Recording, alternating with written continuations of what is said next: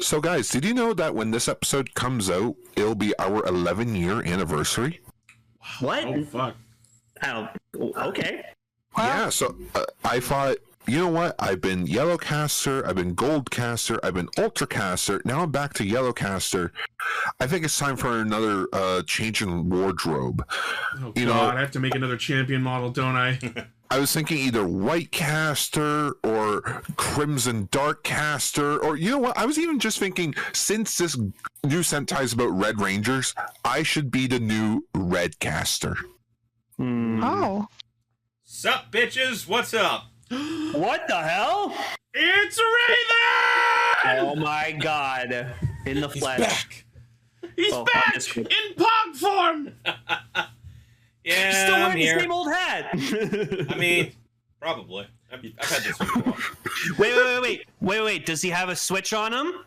No, I didn't bring my Switch. Shocker. What the fuck? I thought you'd be playing Monster Hunter Wilds or something right Truly now. is a new age. That's on PlayStation. Yeah, that's not on Switch. I play that on PC. You can get one of those mobile PCs. God knows I've gone through enough of them. Yeah, for anyone in the chat who is saying it right now, they don't even know who I am. Hi, I'm one of the original members of this podcast. You didn't think we were going to do this with the original Red Caster. He's our original leader before Ichi usurped him. I mean, let's be fair. I was always the showrunner. Raven's a figurehead. Yeah. Or should I say figure hat? That was, yeah. No, that was always kind of the dynamic. A figure red. Yeah. Yeah. But it's so fucking hilarious that he decided to come back to the show not only as a new Sentai is kicking off, but literally the timing, yeah. The week of Castrangers' anniversary. That I didn't know about until today. Which is on March 9th, so our anniversary is the Sunday. Yeah. No, so the idea was that I was going to jump in when the new Sentai started anyways, because I was actually interested in watching Gavv. Because for anybody who really wasn't aware, at first it was a moment of my schedule didn't work out for me being here on Fridays ever anymore.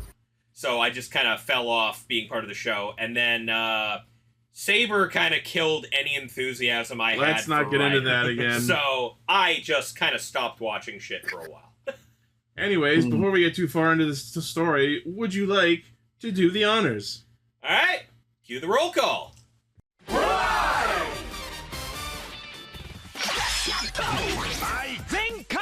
Connect loading. Broadcast. Perfect. Level up. Blue Caster, Super Ichi. Gray Caster, Robolane. Yellow Caster, Ultra Guard. Orange Caster, Global Soft Perka. North Caster, Saga. Combining the power of Toku and anime. Red Caster, ChouRaven. Combining comedy and critique. On air since 2014. Radio Sentai Castranger. Welcome to Radio Sentai Castranger episode 525. Fuck. Episode Boldor. I like him. I like his little teeth. Fuck, I'm I like a week Boldor. off of episode Gigalith. Well, I'll be here for next week then. I mean, I will be, but that's... You will be back. You should have been here when frickin' Gar was like wanting episode P-Dub for like a month straight. Where's the bird? Keeps getting the You got it wrong elemental at monkeys. least twice. Oh no, 6 times because the elemental monkeys. I'm like, the monkeys came first. Monkey. I didn't program the fucking Pokedex. Also, this Pokemon's clearly a bear. Oh yeah, totally. Oh my god. That's never going away from me. Welcome everyone. So for those who are listening for the first time, we're a bunch of hats that get together every week to talk about Kamen Rider, Super Sentai, and a third thing. So we're all cappies. It's your boy Six Hats. Ichi, why don't you tell us about our anniversary? Yes. So March 9th is the day back in 2014 when Castranger episode 1 aired. And God Stay has come a long with way us, since everyone. then. We've Has been it doing really it been for doing it this for this long? Good job, Well, everyone. that tracks though, doesn't it? Yeah, no, that's amazing though. If you ever wanted proof that the show is not rehearsed or scripted in any fucking way. Oh, we got no cuffs anymore, guys. They're just shot off. Yeah. No, they're like, for real, that's awesome, guys. Like 11 years you've been doing this, and like I I haven't been here the whole time, obviously, and it's Neither have I. It's cool that you kept it going. Yeah. Yeah. Right back to the beginning where we have Raven again. Now we just need Kevin and Dave back, and we'll have the whole OG. Well, Ichi! You're so Guess who's fucking waiting funny. outside? You're so funny. Open the door, there's a pizza delivery. No, Raven already got his pizza. Oh, true. No, we can't order pizzas during Castranger anymore because it gets forgotten and then raccoons get. Yeah, The raccoons DoorDash eat it. incident. Oh, yeah. That was fucking I funny. cannot Oh, you believe I didn't was hear? there for that happening live I on the didn't show. think I That was was there for that. amazing. We stole a neighbor's pizza one time. Oh my god. Wasn't it by There's a accident? statue of Let's limitations. Yeah, be fair. Pizzenaria. We've all done that to the neighbor at this place. I know I have. Damn trash pandas. Anyways, so yeah, this week. Pizzenaria. So welcome to everyone. Castranger once and always when. When the Shattered Grid script read comes out, Yeah, I was going to ask Says the about man that. who What is hasn't that? edited it yet. I'll get to that later. He's got to get his Ultra Ranger shit done first. I'm going to Yes, be dead yes. by the time you do that. No, there'll be. Jesus. I'll be. Let's be fair. I'll be dead first before that And thing you comes have- out. You have to put Then it won't. like an in loving memory all the Castrangers who died while this is being edited. In the arms of a caster. It's just gonna be Raven's adult daughter editing it, and like in the year 3000. I thought you were about to say His the bar. in memoriam was going to be of Raven's adult daughter. Like, oh my No, god! it was the opposite. I'm thinking we're all gonna be like in our hundreds, so we'll all be dead, and she'll be like doing this like this left behind relic. Well, you better believe Castranger's going to be passed on through the children. What work was my father doing? I must research. Just all this Oh, bar. he Where's was the a nerd. Where's the Shattered Grid script? No, Gar, then we'll get there when we she'll get just there. she'll go through all the research and happen across that one episode where she's just in it babbling, like baby babbling in the background the whole time. I was Yeah. thinking that same thing, Lane. We'll I'll get there when we still get never forget the fact that you guys replaced me with a baby. Yeah, Yeah. we'll do it again. And I'll fucking do it again. Numbers went up. Who's baby? My nephew. I'll bring my nephew on. Just I show up, Lane. Who's baby? Yeah. Castranger, baby. It could be my nephew. It could be Ichi's nephew. Like Fucking A-Tar in the chat, Goo Goo Gargar. Gargar. I think that is a Lane joke. Yeah, that's my joke. Yeah, I made that. I found out I'm having a niece in like September, so. How far along are you? Oh, So I love we're on episode 525, and we're on Gavv episode 25. Yeah, I was gonna say, we haven't even fucking gotten to like this week. We're talking about Gavv episode 25, Gozyuger episode 3, and our feature topic is episode 5 of Kamen Rider Outsiders. Hell yeah! So we All were originally going to do episodes 5, 6, and 7 of Outsiders, Yeah, damn. but sorry, but this is a big butt. Thank God fish with aren't in a what- cache. with what I have planned for Metal April this year, those are going to be very long episodes. Shit. Vegas, Decker, or someone take this meme that Vegas just posted of my flabber's been gasted and edit flabber's head onto it. Fuck yeah. Yeah. and add an H But, to gasted.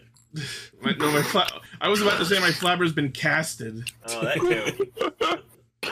Okay. But yeah, which is how long the April episodes are going to be. The March episodes are going to be quicker, as we just spent like 10 minutes just shooting the shit. Yeah. Fair Alrighty. enough. Well, before we get into that, we have some news to talk about. Oh my god. News mode. So our first news story, my immediate reaction to the thumbnail here is everyone in the Castranger Discord who posts that one image of Lachesis with her face all bloody. Hang on. Give me a second. Gotchard sucks.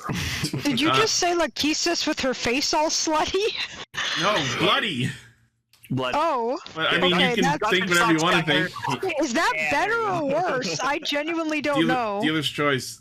What I'm trying to get out is that everyone who likes using, that image of Lachesis with her face all bloody, you have some new material. Because yeah, they're leaning into the spooky hot. So yes, that's the face Decker's gonna make when he's got me tied up, forcing me to enjoy Gotchard. The same way we did with Paul and Tokuger. Yeah. Doing it for charity, it's okay. Me after eating all the unlimited strawberry ice cream at the Mandarin. That's pretty good. It's that one kid in the Gozyuger episode before she got turned into a princess. Okay.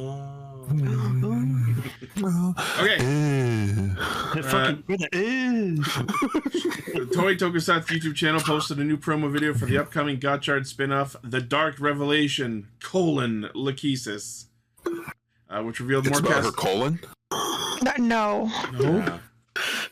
Which revealed more cast members and its release date. I will say I'm happy this is happening just because like I feel like the way Lachesis like ended in Gotchard was really unfair and bullshit. So I agree, it was weird. And no, because she was about to like have a thing with Spanner and then she died. I was like, murdered. Okay, whatever. Well, that's like life, isn't it? Sometimes life just doesn't it kind of reminded me of Nia in Gurren Lagann, to be honest. A little bit. Why does she have the dragon sword? So in this spin-off, we will see a beautiful yet cruel story that depicts the birth of the three Dark Sisters and Risa Arisugawa, an ordinary girl who dreams of becoming a singer and was the model for Lachesis. You know, when you first started saying that, depicts the birth of the three Dark Sisters, my brain immediately went to the fact that this week we got a trailer for that canceled Powerpuff Girls show. Oh God! Yeah, but it leaked. It matched the horrifying script that leaked. I can't believe that they even considered doing this to the point that it got a pilot. They turned Mojo Jojo into a father and son. Named Momo with his son Jojo. The father was Mojo. And then they end up fusing into one person. And then they or something. Oh no. Anyway, I think one of them gets their brain put in a monkey or something, and it's still separate. I forget. I generally don't remember the monkey, but anyways, it's terrible, and I'm glad it's not happening. Yeah. Yeah, I am too. But the fact that it got that far to have a pilot made.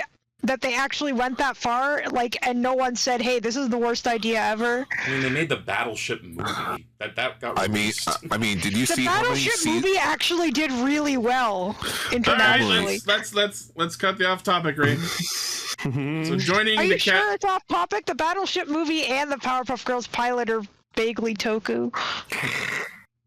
Tell you what, when they release, we'll talk about them. Joining the cast of the Battleship movie's already out, so does that mean we're going to talk about it? We could. Joining the cast of the Lachesis special is Tatsumi Hamada from Ultraman Jeed as DuPont Dogami, the talented music producer. It's Riku. Oh, it's Riku. Yeah, it's Riku.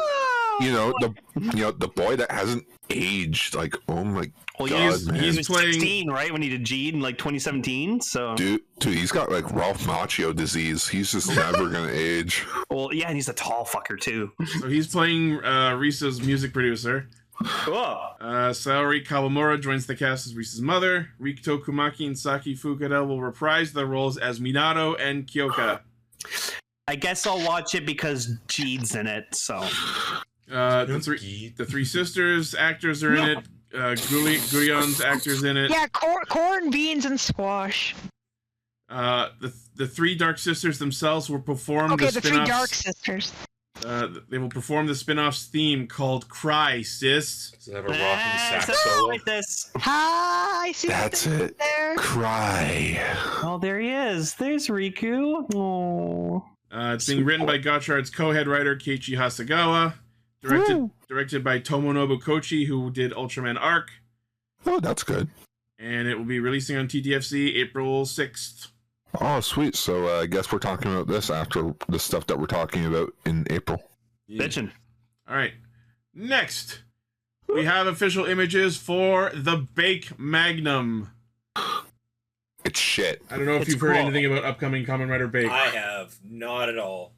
I bake. I literally just marathoned the show to present, and I have not looked at any of the future spoiler stuff. I saw something later in the news, and I'm vibrating.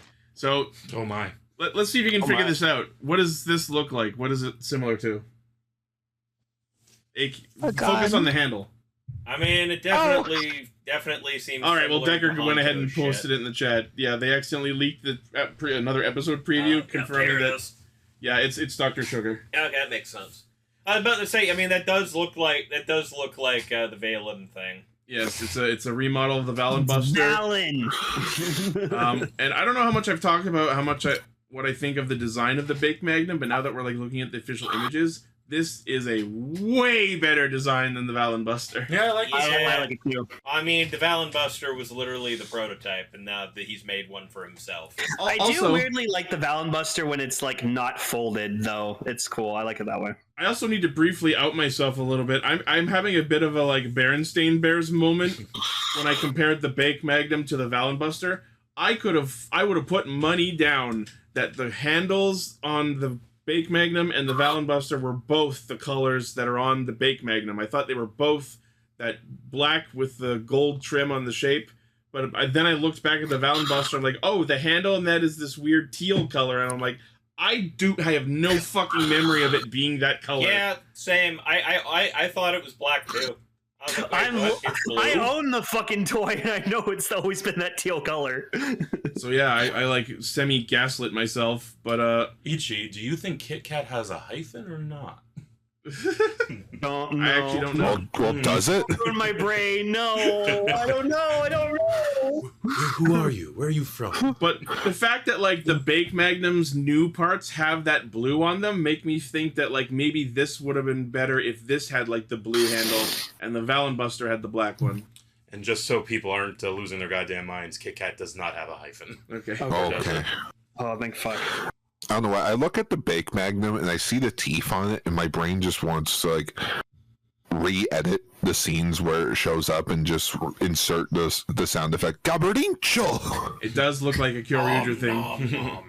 It does have that feel, yeah. My favorite part about it is, unlike the Valen Buster, the bottom jaw does not move. Like the bottom part stays in place, and you only move the top part. Yo, for real though, where's the Kit Kat, Gav? If you eat a Kit Kat like that, we're not friends. I mean, no, you have to eat it one wafer at a time. Same, Ichi. Needs to be wafers in the middle. I have a friend who literally on purposely eats Kit Kats just by biting down on it before breaking it apart. Done that, yeah. But yeah, like if you look at this image here that we're looking at, you see that only the top part of the Bake Magnum opens and closes, the bottom jaw stays in place. Although I will say that like if you look real close at this bottom part, I think this over here is like this is like a latch for it to come off. So wait, this thing's jaw like busts backwards? It like it does this. Okay, because it looks vaguely like Saurian, I can pretend I'm King Kong and rip the jaw. Hell yeah. Yeah, you're right. That's why I have to get it. Man, it's so weird that so far has every belt in Gavv been a retail release? Yes. That's shocking. There's been no premium Bandai. Oh yeah, all of them. That is creepy. Wait, creepy? I think it's because they started to realize now that they shouldn't sell all their fucking belts on premium Bandai like they did in fucking Revice. Yeah, where we only had 2 drivers and then everything else was premium Bandai. So stupid. This is a good thing though, right? Yeah. Yeah. It means you're more accessible. And everything's more At least accessible. with Geats, I was forgiving of it because mainly all the riders use the same fucking Desire drivers, so that was fine. But That's spooky. So this is the Bake Magnum, which comes with the Bray Cookie Gochizo. Cookie Cat. Which you can also which you can also use in the Bitter Gav because he's gonna have a Bray Cookie form. Cool. So let's see. Bake Magnum 6160N March 22nd release. The more I see this cookie guy, the more I like, honestly. I'm not convinced enough to actually buy it, but so far, if I was going to buy anything Gavv related, this would be it. Well, just paint it blue, then you'll love it. Yeah. I'll say this. Paint it the Kyoryuger colors. Yeah. The gun, it's alright. The Gochizo, alright. The design of Kamen Rider Bake itself, fucking ugly ass as shit. It's a cookie. What do you expect? Cookies I expected better. I have no idea what it looks like, so I have no clue. Someone posted a shot of Kamen Rider Bake. It's which I also like, it's supposed to look like a cookie, but it looks like camo. You know, we haven't addressed the name. Like I get like cookies, you bake cookies, but Kamen Rider Bake as a hero power set name is fucking dumb. Well, I don't think they know the connotations there. Why do you bake cookies and cook bacon? And cook bacon, yeah. One Yeah, for why the did you cook ages. cookies? That being said, have you ever cooked bacon? It's pretty good. I mean, have you ever Like baked boiled bacon? bacon or? It's bacon! Moving on. We also have another Gochizo set, which is going to include like different emotional variants of some of the bitter / bake Gochizos. So They're cute. We have Sparkin' Gummy, we have Break Jesus, Cookie. look at the Baki Sticks one. That's terrifying. That's fucking demonic. What's the difference with Sparking Gummy? Angrier eyes. I'll take your word for that one. Look at their two eyes. I am. They don't look that different. Yeah, the I guess Baki one's a Sticks little one's- more narrowed. The Yeah, Baki and look, the Sticks tongue one's is different. terrifying. Oh yeah, it's much more noticeable than the other ones. Yeah, and then Break Cookie, it's just like screaming and haunting your nightmares. Break Cookie has this like you know what it reminds me of? It reminds me of Jafar when he was disguised as a beggar, giving that like toothy grin. Oh my god! Yeah, at first I'm like Jafar. Oh yeah. And then yeah, we also have Rokan Spicy, which honestly, it's giving O-face, and I hate it. It's a little of those sweaters they're banning at anime conventions. You know what I'm talking about. Yeah. So yes, these are more blind packs that you can get. Alternate expression version at random. Each item is 660 yen, releasing March 22nd. I'm glad I don't want any Gochizos because I guess I'm the idiot in this situation. I'm enjoying the cookie look all over, even the soup. Still, to this point, the only one I own is Zaku Zaku chips, and that's because it's sour and onion chips. I have more Gojizos than I probably should have. Correct. I have Fuamalo. I'm lucky enough to have him. Nice. And I have Gotchard put away in storage because my cats kept knocking it off my dresser. I have Gotcha too. I still love my anger caking Gojizo. It's adorable. Speaking of caking, SH Figure Arts Kamen Rider Gavv caking form. Woo! Yeah! Looks so good. We all knew it was coming. Good. I mean, didn't it get leaked already? This is just the official reveal of it, but I said if he got a figure art that I would get it. I'm not kidding. I legitimately want to get it. It's a cool looking art figure art. It's such a cool figure art. Really good job with the figure art. Yeah, I mean, everyone knows my opinion on it. It's a good suit, but I hate how good it is because I'm not a fan of the cake motif. I want to like the cake. Say it's amazing. Yeah. Oh, come on, cake. Cake is great. I don't want to do that. I love. You don't want a cake? No, we're not going to address that. Just like this form's distinctive cake-themed design has been recreated in 3D with its gorgeous white coloring accented with gold and metallic array. A PVC sheet is used for the cape on its back, achieving a finish that matches the image. Oh. 150 millimeters tall, comes with the Gavv Whippier, an extra caking Gochizo for the Whippier. Gavv Whippier. Apparently, Gav's probably gonna be next. Apparently, the I Whippier, expect so. the Whippier accessory has soft parts to recreate the squeezy bit. I was literally going to ask if it did that. Apparently, it does. Oh, that's so cool. Yeah, that's great. Premium Bandai web exclusive, 93.50 yen September release. Oh, there you go. At least you got till September to order it if you want. Cool and good. Aw. All right, and also in SH Figure Arts news, Gar's excited. Take this one, sir. We're getting a renewal of Kamen Rider Ryuki. Yeah, and he looks phenomenal. Like I legit thought the original Ryuki figure art already looked fucking fantastic, but like, god damn it. Yeah, it's cool. I was thinking of it, and I was like, man, I wonder if we're ever going to get a renewal with that. And then a few days later, it's just like, it happened, and I just started losing my fucking shit. Yeah, It's true, it's he really did. cool. It's really pretty. That ass. It's Helmet, dude. Fucking head. Oh yeah, so there's a cool thing about the helmet is that you can include this LED section of the helmet and swap it out with the original so that you can do the light up eye gimmick. Neat. That's so cool. Ryuga's definitely coming. Oh, they're definitely gonna do a Ryuga. That would be sick. Oh, maybe they could do Blanky. Blanky. I love the tiny cards he comes with. I want Blank Ryuki. Oh yeah, Which cards does he come with? Let's find out quickly. Here they are. Final Vent, Drag Rider, Sword Vent, Strike Guard Vent, and Final Vent.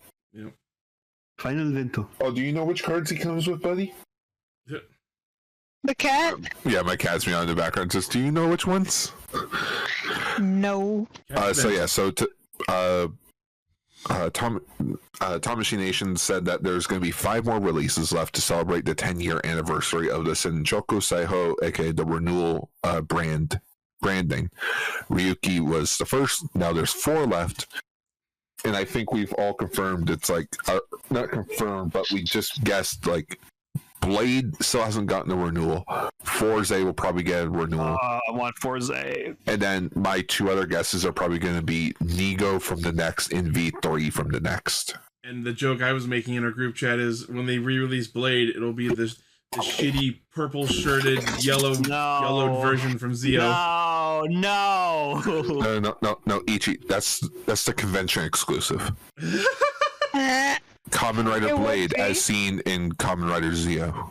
Yeah, it's like when they come out with those figures of Jason Voorhees where he's colored like in the NES game where he's like blue. Exactly. Just hire a cosplayer. They'll make you a fucking better Blade suit. I love that. But that costs too much money. We already have the suit. Do it, you cowards. No, Lane, we already have the suit, though. No. I love that in these preview images they included shots of him like in front of a bunch of mirrors with a bunch of sparks from the opening. You're gonna melt the figure. Soon they'll just put Blade's suit on a fucking mannequin, and then he won't turn with the other riders either. You can even remove the Advent deck. Cool. Yeah, if I wanted to make nerds cry and I had like too much money on my hands, just get these. Will it melt? Yep. Wow. I would be. They won't do it, but it'd be really cool if they did all the other 12 Ryuki riders. I mean, Ryuki's popular enough. I don't know if they'd bother. Zolda would be sweet. Zolda would be pretty cool. I mean, I could see them doing the core 4. Yeah. Maybe Ryuga and Thumb. Yeah. Bomb is a big ass. That's probably it, though. We're never going to get a Scissors renewal. As much as I want it. Listen, if Scissors got a fucking ride watch, he'll get a fucking renewal figure. Ride watches are easy to make. Figure arts are harder. You know what? If we ever get a Kamen Rider Sabaki figure art. Fuck you and your stupid Sabaki. Anyway, very cool. What makes this release different from past Ryuki releases is the structure of the figure is more based on the human body, which means its joint structure is unique. The hip joints can be lowered deeply, and the ankle inversion movement allows for natural poses with both legs spread and the upper body lowered, so he can perform the final vent pose. Say that again slowly. We specifically redesigned this figure so he could do a very specific pose from the show that no other fucking figure art could do. That is cool. Which means he can pull the Jax Films deep dab. Someone do that. Someone get this to Kit Taylor's actor. He'd probably want it. Yep. He follows me on Twitter, so... Every single detail of the actual suit has been sculpted, including the wrinkle of the suit, the texture of the armor. The compound eye is colored metallic red, layered with clear parts, and the silver pieces in the suit have a distinct silver texture. And as we mentioned before, comes with an alternate head that lets the compound eyes light up. 9,900 yen August release. Very cool. Oh, wait, sorry, it doesn't come with Drag Rider 0 out of 10. Wow. All right. In not figure arts, but also Rider toy news. Oh, hey. It's that chick from the episode we watched. Yeah, they're putting out... HG Girls is putting out a Tsumuri figure, complete with the box that has the Desire Driver in it. You didn't put that in the news. Oh, I thought I absolutely did. No, you put it in the wrong order. Oh, there it is. Oh, yeah. I was so confused at first. I was like, wait, what? No, it's there. Oh, it's Super Soup. Oh, she comes with a fucking Magnum. Well, yeah, so you can do the famous shot from the opening when shoots Ace. Yeah, with the gun. Super Soup's packing heat. I don't want to fucking hear that shit right now, please. Thank you very much. I don't want to know that Geese was a year and a half ago. No, Geese was a year and a half ago. Her dark Tsumuri outfit as well. Oh. 135 millimeters tall, 3 different types, 3 creator poses, 2,500 yen late July release. Oh wow! It actually. You become a cover. Wow, that's actually incredible. It actually does says in the news article. They know. I'm just getting through the details. Wait, you hear when Skyrider aired? All right, next, in O-Ranger news, we're getting a 30th anniversary edition of the Henshin device, the Power Brace. Cool. Cool. Yeah, because it's O-Ranger's 30th, so we're probably gonna get more stuff. And then they're like, "Here are DVD collections," and it's like, release it on Blu-ray, you motherfuckers! No. Unfortunately, they did not include any images of it, but they are releasing a 30th anniversary edition of the Power Brace. But betting no dollar, it's just gonna be the Legacy Zeonizer, just with O-Ranger like music in it. That'd be funny. We just swapped out the MP3 and the damn thing. That's all. That would I be mean, hilarious. that's what they did with the Dino Buckler. They just took the Legacy morpher Bandai already made. Wow. Slap Zyuranger stickers on it, and then change the music. That's it. I do like that changer a lot, so hopefully it will be good quality. Probably. Metal. We don't have the price or release date yet for it, but I'm sure we'll have that in a week or two. It will exist. Against our wishes. All right, next, in re-release news, complete selection modification, Deno's Den Gasher. Oh, it looks so good, man. They really don't care about Urotaros, do they? Oh well, okay. To be fair, look at the comparison with the DX one. Who the fuck wants to buy a fishing rod? Gar, when was the last time you saw a 2-scale spear weapon come out of tokusatsu at all from anything? Yeah. Okay. Yeah, but the fact that they include attachments for the sword, the sickle, and the axe, you're telling me you couldn't include one more component just to make the rod form just like 10 inches bigger? Yeah. You say include attachments for the axe, but it was literally no effort for the blade to be able to just pop out like it does in the DX one. And the wing form mode is stuff that was already there. I'm keeping out. If I was getting it, I'd be keeping it in sword or gun mode. So, yeah, looks cool. The sword is the only real mode specific attachment that they had to go out of their way to include, but they did so because it's fucking Momotaro's. So yes, the sword does look cool. Also, you know what's actually funny now? Now you have to get this if you want to actually complete your CSM Deno belt, because these weren't available before. Oh, son of a bitch! Yeah, so to have the complete belt, you'd also have to have the Dengasher pieces on the side of the belt to complete it. Yep. Also, for those not watching the video version, Seven just posted in the Discord chat. It's not about the size of the rod that matters, Gar. It's how you use it. That's right. Remember, Urotaro's got Ryotaro laid. So remember. Yeah. Never forget that Ryotaros got Ryotaro laid, and Ryotaro was panicking, scared about that. Urotaros, sorry, not Ryotaros. That was scary. That would be scary. Yeah, Ryotaros is the child. I do also like that it can make the wing form weapons, even though it's not really that hard to do regardless. Oh, they did actually include a separate, longer version of the blade from the boomerang mode. That's neat. I like when they make these to scale toys. I feel like they look at that they have weight to them, you know. Yeah. Someone posted the comparison. Yeah, Decker posted the comparison shot from the DX one. Oh. I joked about it. The person she tells you not to worry about. Yeah. You. I will say what what was cool about the DX toy is you had to hold the button or press the button repeatedly to do it, but I feel like on the CSM version it'll just you press the button and it does that sound when you're switching the parts to the correct weapon. I love that sound. So yeah, it does look like a train. Yeah, it's supposed to be a train. It's based on the fucking Denliner. A train. That's what's called the Dengasher. Fucking point. I've never noticed. I've never looked at the weapon before in this detail. Yeah, all the people in the chat like, you didn't know. The part where the sword blade attaches is literally the front of the den liner. Yeah, that. It literally wasn't until I saw the liner form or the rod. The rod. I was just like, oh, it looks like a train. I'm sorry to say it. Well, den itself doesn't mean train. It's short for densha. This has like Paul doesn't realize that Gar was a wolf energy. Even I knew. It's like when I looked at Scissors Advent deck and went, "Oh, it's a crab. I thought it was a bear." No, not this again! Stop!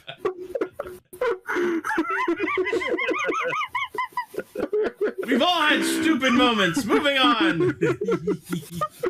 How much is this? So apparently, I absolutely lost it over hot. So. Oh, it's almost $400. Sweet. Yeah. But you losing That's it over not hot. You losing over hot isn't you making a stupid mistake or misassumption or not realizing it. You were just looking at something that was on screen. Oh, what about me with Raven? You're dating? That might qualify. Yeah, that definitely qualifies. Anyways, this premium Bandai set is 31,900 yen. Jesus Christ! It's set for a September release, and pre-orders end on May 9th. And really it can apparently do G Deno's GT mode and gun mode, but will not take advantage of the communication feature with the belt. I'm pretty sure I said years ago I did want this to be a reality, so I'm happy this is happening. I won't get it because I can't afford the shit, but I'm happy we got a 1-to-1 scale Dengasher sword. So the Dengasher, this release of the Dengasher communicates with the Deno belt. Once the rider pass is swiped, to activate full charge. Special move sounds of each Imagine are included, including the special moves of each Deno form and other Deno riders such as G Deno, Gao, New Deno Vega form, and Nega Deno. Cool. The CSM version is significantly larger thanks to the interchangeable parts included. In sword mode, it boasts a total length of 80 centimeters. Something like that. Giggity. Boomerang mode, holders for CSM Deno belt, and we already mentioned the price and date. Cool. Moving on to the other thing we held off so Gar could talk about. Oh boy. So Toy Fair was last weekend. It was great. They announced new Aqua Pets. They're bringing back a whole bunch of like old 80s toys officially. There's new Ninja Turtle reissues coming out. I guess that counts in that. Yeah, concept art for a 1990s version of Bebop and Rocksteady are coming from NECA. Reese's got Barbie. Hot Wheels Transformers, but we're a tokusatsu podcast. Let's talk about Playmates Power Ranger stuff. And of course, we go with the one news story that only has the 2 fucking images. I posted whatever came up on my news feed. Let's quickly click on this one. You know what, everyone who is watching, there you go. There's a sweet. What? There's a Reese's peanut butter. Anyways, there's a news article with more photos. So can I just start with something? Please tell me that the puking is not at Reese's Furblet. If I could just start with something. So I was looking at all these images like at first glance, and I just went, "Oh my god! Like what the fuck? What are they doing?" And then I saw like a guy who did like a video at like the actual like display, like the Power Rangers booth, and he's looking through everything, and I'm looking at like the packaging and stuff.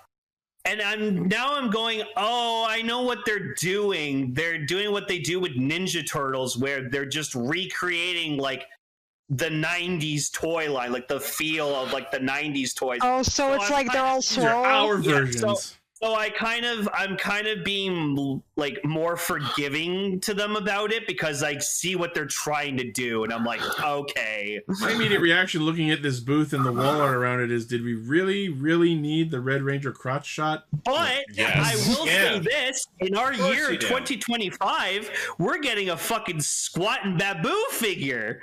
That's sick. Something that Hasbro couldn't even give us. Yeah, so that's cool. Nice picture. The head flipping figures. We're getting the auto-morphing Rangers again. I have one of those. Because Gart, like, Playmates does the turtle figures, right? Yes. And they have a lot of bad guys they fight, right? Yes. Yeah, so that means with Playmates, Sony Power Rangers, we're going to get a lot of monster toys. So I guess we should go through let's do automorph heads.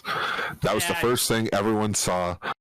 Everyone's just annoyed by it. Stay in the 90s where you belong. We don't need these now. We don't care. Oh, look, Tommy's got the green headband. Ooh. From that one episode where he was training in the juice bar and had the headband on. So hot.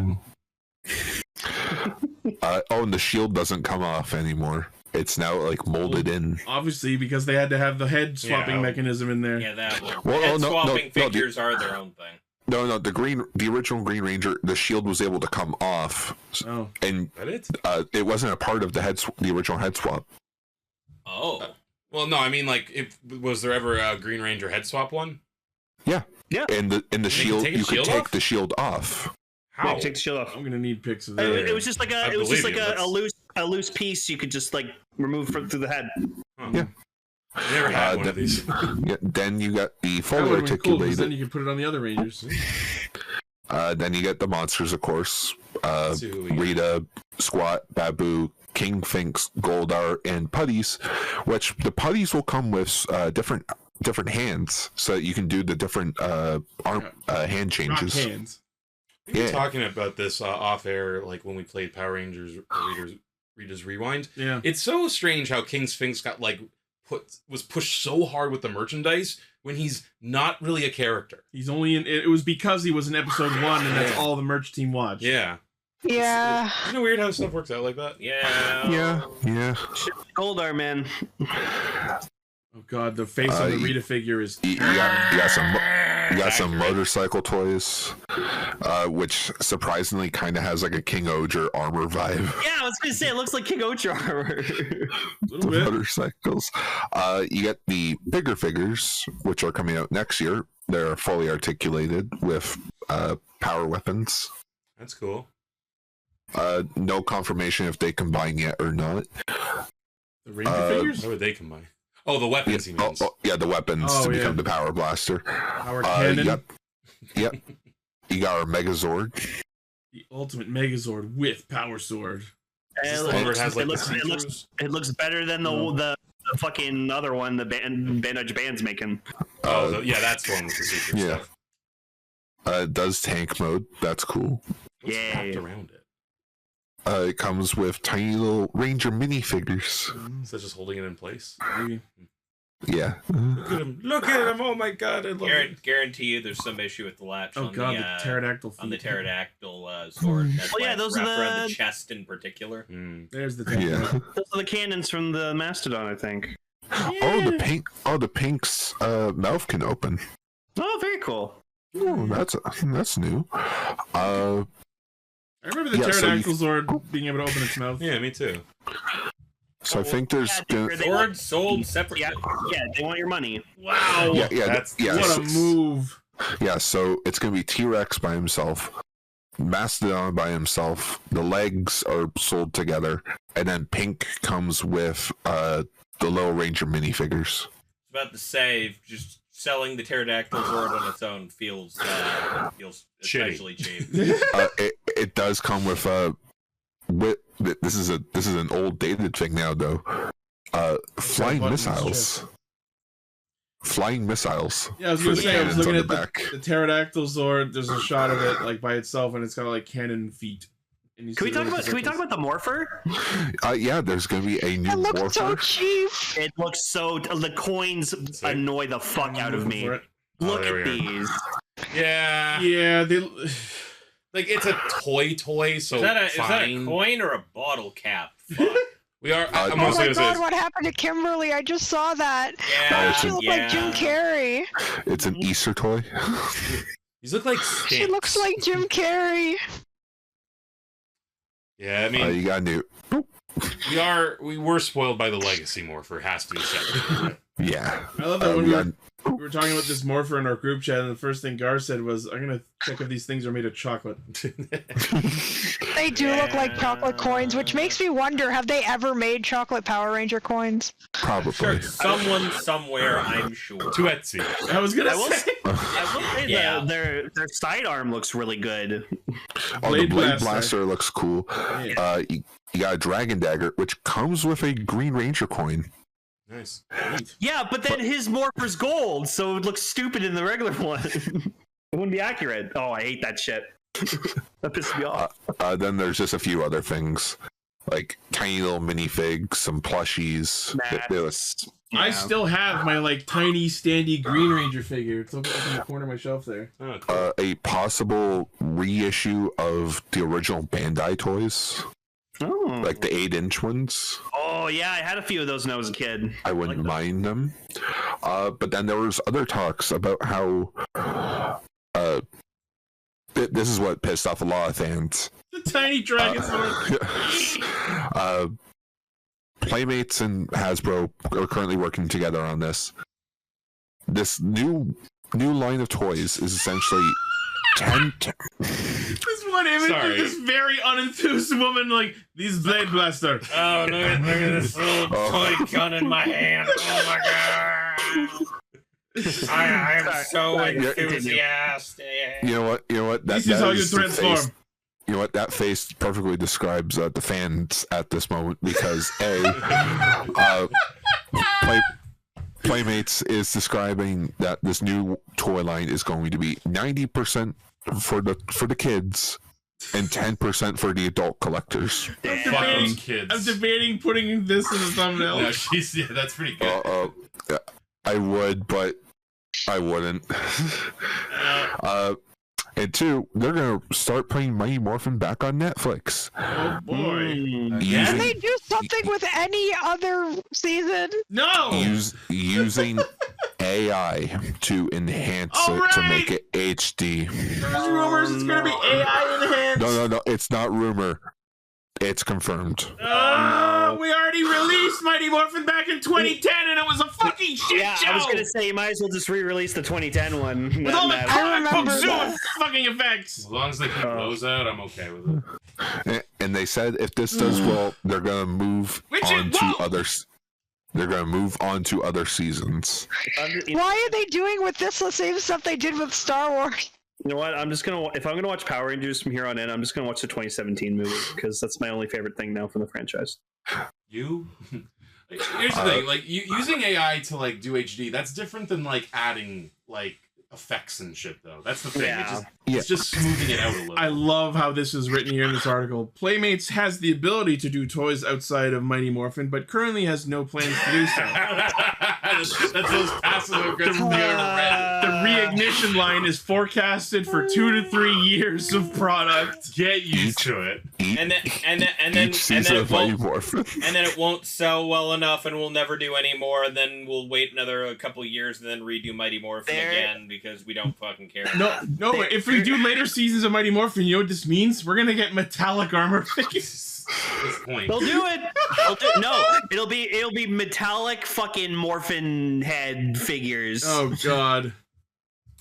We'll get the Ninjetti ones. We'll get the Alien Rangers. We'll probably get Alien Rangers on. Oh, we're not going to get Alien Rangers, Lane. Not even Tubi has Alien Rangers. So Mighty Morphin just straight up ends with all the Rangers turning into kids. Next episode, a Zeo beginning. Oh my god. How does it feel to see all your favorite franchises go down in flames? Feels great. It didn't happen to Freak here. Oh, that's different. This is on a slight comeback, so Power Rangers. You're telling yourself that. Yeah, I don't know what happened. I will. Power Rangers hard died, and somebody's trying to make toys. Still waiting for that Dog Hack IMOQ remake. Just remember, Power Rangers, the entire franchise ended with Cool Coolio. the last line in the entire franchise. Was Cool Coolio the rapper? Yeah. But here's the thing, though. 90% is supposed to be for kids, and these toys are going to be on the cheaper side. I can see kids liking these. So here's the big thing. Raven, Mm-hmm. You have a kid. Yep. Say if she walked into the aisle and she wanted a Power Ranger toy. It's a toy for children, and it's like $9.99. Would you pick it up for her? I mean, if it's $9.99, that's like a fuck ton cheaper than a lot of the stuff she did. And this is meant, and these things are meant to be like toys, like not like a collector's item. They are meant to be actual toys for children. Would you like? Yeah, would you buy it for her? Well, yeah. No, it's a toy. There's nothing inherently wrong about this. You know what we Like, need to it's do? We need to get a set of the all 5 Power Rangers or all 6, whatever, like that. Put some munitions chips in them, and then we'll see. We'll have some fun. You put munitions chips in toys? We are the Mighty Morphin Power Rangers. Everything else is just a toy. I just think it's so fucking funny how we're trying to, like, obviously nothing inherently wrong with it, but it's just so amusing that we're marketing this towards children using a show from fucking 1993. But here's the thing, though. That show, you go back and watch that show. It is still, from an adult's point of view, from a kid's point of view, it still kind of works. Phenomenal. Yeah. Toy companies. I'm just saying right now, 2028 is Small Soldiers' 30th anniversary. Oh my God. We need a revival of the toy line. No, I say it. No, Lane, I say it once and I say it again. Yeah. NECA toys, Small Soldiers, and the packaging has to be based on the ones from the show. I will get an entire Commando Elite set. I am so shocked that they haven't done that, to be completely honest. I want a Chip Hazard. It was so kind of badly. bombed, didn't it? Yeah, but it's a cult classic. It's a cult classic now, and they've done much weirder things. But like, I understand why the fans are pissed off. I understand why they hate this. And hate is a strong word of why they don't like this. Should I say, guys, like, you gotta let it go. you just sometimes you just gotta understand. Yeah, no, the toy companies understand what they're doing. This isn't for you. No. This is for your kid. Like I said, so they can enjoy this. Like I said, I looked at everything and I saw that it's like they're just trying to like reestablish the 90s toy line, and I'm like, okay, I see what they're doing. I can forgive them for that. It's for me because I grew up in the 90s, but like I've moved on from that stuff, so I don't really care. And like, you know, like, I can see this appealing to kids, like, you know, the same reason it appealed to us as kids. Like, look at the fucking colors, you know. But here's the real question: why did they update the font for Mighty Morphin? But the Power Rangers is still the same classic font. That whole thing's been it's a reignition. It's let's refurbish the logo a bit. Let's be absolutely fair. They haven't changed the fucking font on the Power Rangers part of that in ages, so they still had it. But they deleted the original logo, so they had to remake it, but they forgot what font it is. Very possible. I didn't even look it up. No, the font they use no longer exists. It doesn't exist? What? Just like it's gone out of date. Oh my goodness, there's a spring-loaded gimmick in the motorbikes. Nice. So the Rangers can go flying off the motorbike. Can I go flying into the next news topic? I mean, in the 90s, we ate that shit up. We were like, oh my god! You know, that's not, it's like that's playing pretty with toys, dope. it turns out. Anyways, these are cool. It's We're cool. moving I see what they're doing. I just don't care enough that I don't want Moving anything. on, last news story is that Toei has registered a trademark for something called Tanzaburo Tojima Wants to Be a Kamen Rider. I think it's a manga adaptation. Yeah, it's an anime adaptation of a manga. Comedy manga of the same name, written and illustrated by Yokusaru Shibata, who did Air Master. The anime about rollerblading? Yeah. No, that's Air Gear. No, that's close enough. That's like, why does that sound familiar? Air Master does sound familiar, though. The trademark covers a bunch of goods and services to a point that there's too many to mention. Possibility of the series will get an adaptation, unknown if it's anime or live action. It literally got announced today, EG. Oh, well, I'm just reading the fucking article. Update your news articles. In this series, Tanzaburo dreams of becoming a Kamen Rider and trains to become one even in his 40s. One day, Shocker appears and attacks a convenience store. He puts on a plastic Kamen Rider mask and fights the criminals. Instead of being seen as a hero, he was made into an internet laughingstock. So it's about him dressing up as a rider and getting canceled on TikTok. It was like Kick-Ass. Woo! Yeah. Kind of. Determined to end the fake Shocker's schemes by investigating, Tanzaburo takes to the streets as Kamen Rider. Also, there's a girl with massive Giga Blasters. Oh. You say that like that's not in every anime ever. Yeah, that's the whole. So there's this girl, and she's got massive Giga Blasters. Yes. She's got massive final forms. Anyway, that's the news. Mega phenomenal. That took almost a fucking hour. It did. It was almost exactly an hour. All right. Well, anyways, on to Gavv. Gavv time.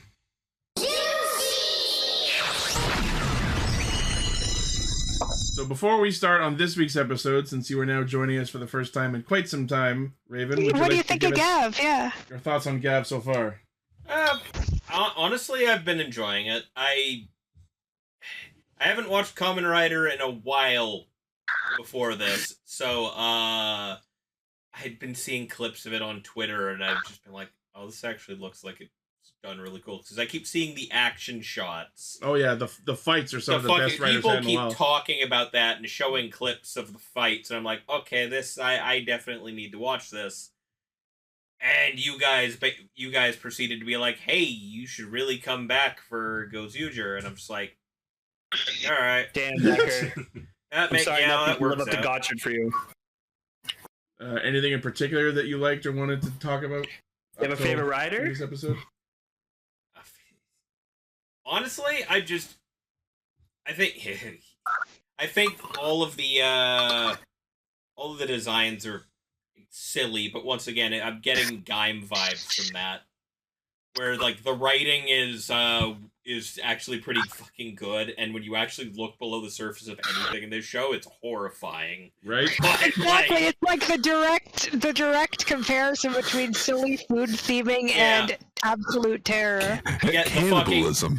The theming of the designs is silly, colorful stuff, but then you get below the surface, it's just like eldritch horrors beyond mortal comprehension kind of moment. It's like, oh, yeah, this is actually pretty good. I like that kind of thing, though. So. The systemic release I remember of when drugs Gavv to control was first communities, announced, right? we were all saying it would be that, and then it was. Yeah, right? Raven, you have to tell them. Tell them that the dark candy's made of people. Yo. It's not made of people, it's seasoned with people. It's a difference, Scar. All you have to do is just brush the salt off, and it's fine. Okay, quick little sidebar, because I think it's so funny. Everyone knows the meme now. Soylent Green is people. Does anyone know what it's supposed to be in universe? I think everyone knows now what it really is versus what it's supposed to be. Yeah, I don't know what it was supposed to be. It's supposed to be like plankton, I believe. I haven't seen that movie in forever. Funny enough, I watched that movie, saw the twist ending, and I was like, oh my god. And then I looked up on Google just to find a reference photo, and that was literally the first one. Soylent Green is people. I'm like, oh yeah. Oh, yeah, I know. Thing about the movie. I am so glad I didn't get spoiled for fucking. It's like the Sixth Sense. Yeah. Anyways, so this I wish I week's could have seen that without knowing. Speaking of rocks, apparently Raiders eat rocks. that was a reveal. Interesting. Like they eat They're rocks, except when munchers. they snack on gummy things seasoned with people. Maybe that's why they like the gummy so much. It's a different texture so for dumb once. when you say it like that. Gummy things seasoned with people. It's a gummy cube seasoned with people. Except you have to remember that those aren't, in the context of Granite Society, those aren't like snacks as regular like snacks. Those are drugs. Yeah, no. drugs. Here's the thing, but you got to understand, the company that made it, they made. They were a snack company that made that and released it as a thing. Sugar in this world is basically a drug too, and I mean alcohol is made by food companies. So it's not that they aren't snacks. It was a snack food company that made a snack that was also highly addictive. Yeah. It's Which still a is fucking actually the snack. case for snack food companies in this world as well. Well, yeah, but you know. Not to this degree. And yeah, Eitaro got to the heart of the bit immediately. The Granoots eat granite. Yeah. Yep. It's like, that's why his uncle lives in a cave. Oh! He eats rocks. He lives in a buffet. Steady food source. He doesn't even need to go anywhere. That is why we bring you here, Raven. That's fucking genius! Wow. We didn't think of that! Let's go. You know, there wasn't a cave here when I first moved in. Okay, What? no. Yeah, I just got hungry. Just No, because no, he's no, so eating his way. No, this is some fucking, like, whiteboard shit now. Okay, someone needs to go back and watch every episode of Gavv that Uncle Dante is in and see if the cave is getting slightly bigger every time. But it makes sense why he wants like human snacks because he's just tired of fucking eating rocks. He's a freaking larvatar. All you feed me is puffins. I will say that I love that Sachika fucked with Shoma, just being like, here, have some cake. What? Cake? Whoa, it's ice cream cake! Yeah, it's ice cream cake. I'm happy because I love like DQ ice cream cakes. Ice cream cake is like one of my favorite foods ever, specifically Dairy Queen ice cream cake too. Dairy Queen ice cream cakes are one of the best things in the entire world. So, but it's funny because he was just like, I can eat nothing but ice cream since then, and I'm just thinking like, I wish I could eat nothing but ice cream to make myself feel better. I'll say this: I saw I do Sachika. that, I gain 300 pounds. I'll say this: I saw Sachika, and there was something I wanted to eat. Oh, good God. Knock it off. Wow. Was it for final forms? Wow, this is our anniversary. Gar made a sex joke. Like, what? Off color, too. You know what it reminded me of, though? Them eating rocks? There's this thing in China where, like, it's in a lot of, like, museums and shit where they, like, have, like, I'll post a picture. It looks like real food, but it's rocks. Like, look at that. Wow. So I seeing some really cool ones. I will say, that's neat. As great and powerful and cool looking as Blizzard Sorbet is, man, it must suck that when you use it, it just melts because it's an ice cream power up. So you have to use it fast. Just before we get too far away from it, like as that Decker posted the screenshot of Shoma having his equivalent of that moment where Homer goes to the land of chocolate. The ice cream land. Yeah, but I love Land of Ice Cream. Anything new. Yeah. For me, it just brought up I'm just a big fan of ice cream in particular, so... Oh, yeah. No, the ice cream form being useless in summer is so backwards. For me, it just brought up like the philosophical question of it all. When does it stop being ice cream and become cake? And vice versa. Well, it's like ice cream cake depends on the kind, because some ice cream cakes have cake in them also. Exactly. If he eats more ice cream cake, is that how he gets his servants back from the caking form?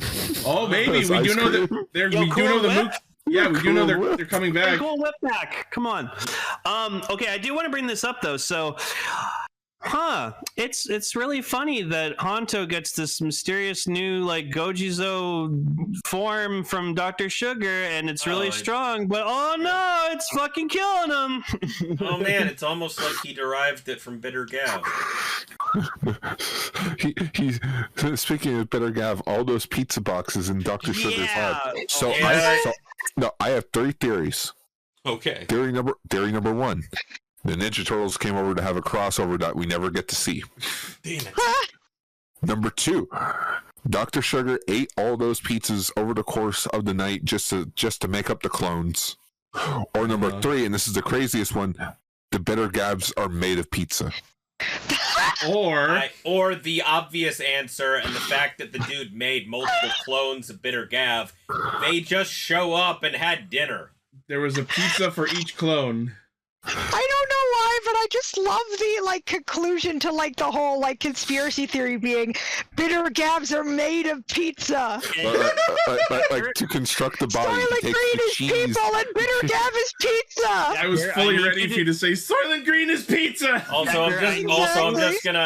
also saying, because it's in the chat right now, Eitaro, you're correct, But an actual proper VTuber model is way outside of Toei's budget. That was barely even a ping tuber. There was the only time it ever moved was one shot where its hand went up, and it was the most stiff motion I've ever fucking seen. Look, man, if you are in that space and you understand how much a properly fucking done VTuber model actually costs. Oh, I know. That shit is way outside of their fucking budget for a single episode. I mean, the actual model itself, like the character design's pretty good. At least I think so. Decker, I need you to do me a favor. I need you to take a picture of Bitter Gavv, and I just need you to shop a pizza onto his head. This model or like was going... shop him as a bunch of all the pepperonis as just faces of Bitter Gavv. The model was going back to like Lee from Still That's Gaming terrifying. level. I'm sorry. All those fucking pizzas, and we still don't have a pizza power-up. Yet. Yeah, because it's not... No, I know why. I saw those pile of pizzas, and I was like, "Why? Not a snack." Yeah. I saw all those pizza boxes, and I was just like, "Why are you describing my life for the past month?" You just need a gummy pizza. I've just been ordering a lot of pizza. If it was me, that all the pizza boxes would be from different places because I'd be trying out different pizzas for my pepperoni. I love how you have an Instagram. Instagram that's entirely your reviews of pepperoni pizzas from different places. Yeah. What if it was an ice cream pizza? I think we've cracked it. Like one of the what are they called? They have them at Dairy Queen. They have a name. I forget what it's. Yeah, but they have a name. I forget what it is. No. Here's the thing. Because Bitter Gavv is always using Sparkin' Gummy, the obvious answer is that the pizzas are topped with Sodalicious. Oh, sure. That's a good one. My brain is huge. Yeah, Pizza Gavv. Decker, There you go, move too Pizza fast. Gavv. Oh yeah, Decker's a god. Yeah, Decker's a Oh, he is. I love Pizza Gavv.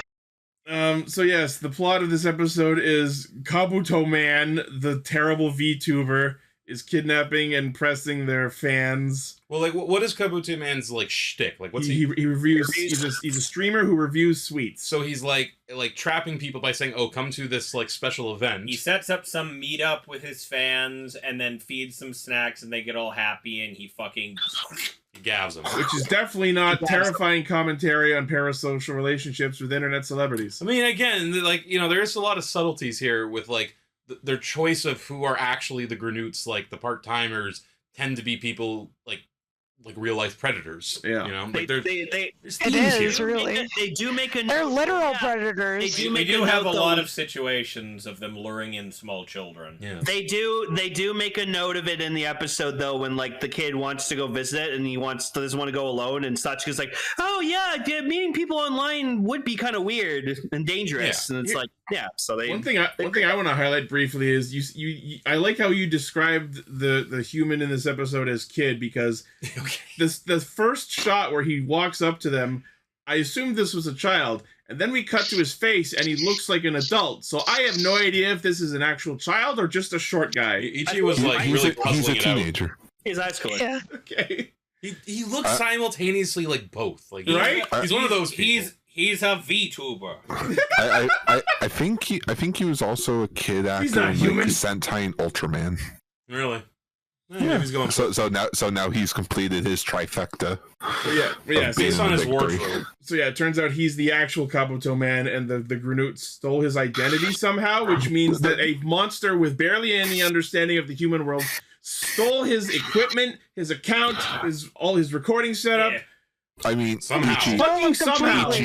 Ichi, a middle schooler, hacked into Warner Brothers and logged into the DC Studios YouTube channel this week. No, but that makes sense. Anything's possible. But that's a child versus a fucking Granute that just showed up to this planet and it's just like, I'm going to go hack the internet. It's also just and it has a child not also in many ways just shown up to this planet. I feel like the more likely scenario is the Granute stole the kid's laptop or something. Probably. And he's still logged into all of his accounts on it.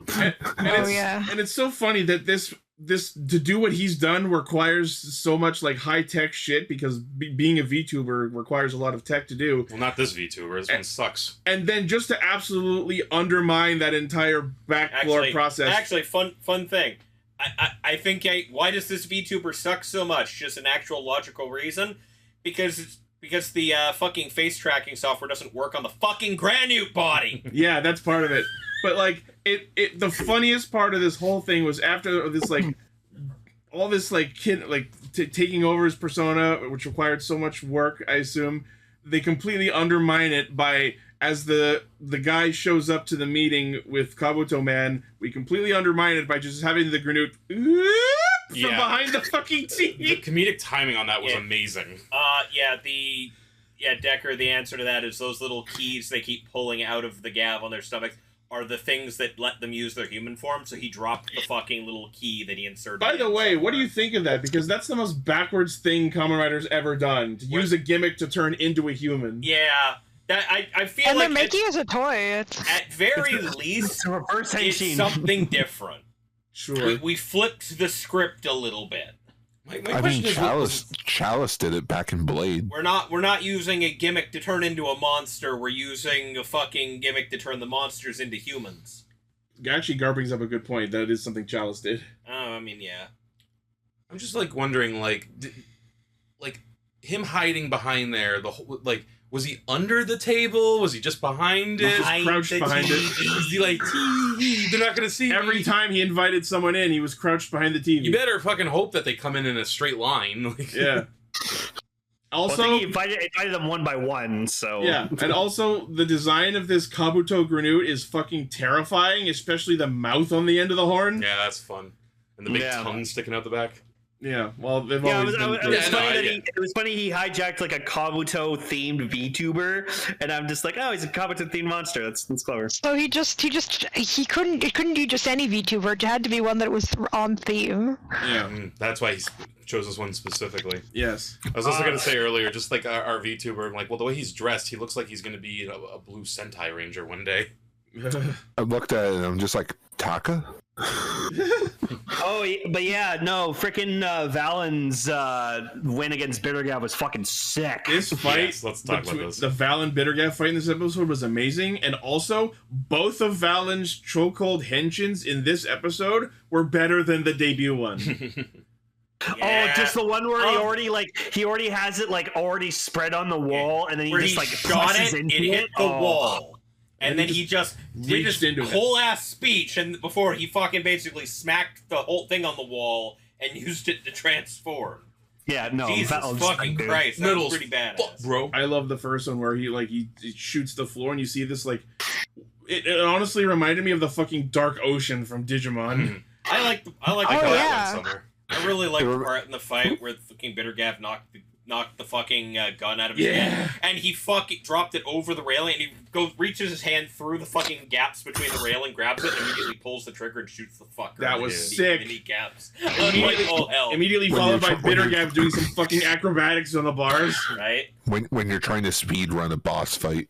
Yeah. I know. It's quite... I will agree that the form is... not the most creative thing, but it is supposed to be just a powered-up version of his base form. I will say they did a close-up of his helmet, of chokehold, and it just makes Valen look more angy. He's just I mean, let's be fair. This was bitter. He's bitter chocolate. This was probably Bandai and Tamashii Nations being like, "Hey, can you guys not make the secondary rider have big forms?" What do you mean? I don't know, just repaint it or something, just to make it easier for us to do a figure art of it. All right. That work? Yes, thank you. All right. Yeah, no, but his Hesots against Bittergav was fucking great. It took me, I had to do a double back on it because I was expecting the shot to be reversed, so I thought it was going to be Valen was on the right and then it was shooting but it was on the left, so I was like, wait a minute, I missed it. Where is he shooting from? And then I had to look at it again. I was like, oh, it was really cool. He destroyed him.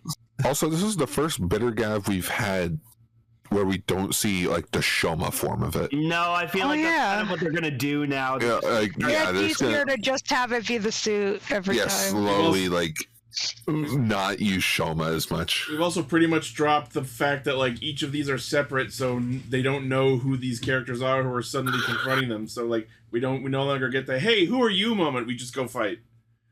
Yeah, it's just another one showing up. Oh, fuck. They're like bugs we have to exterminate. Just makes me think of Hellboy. Didn't I already kill you? Yeah. I can't wait to see the CGI clone army of bitter Gavs.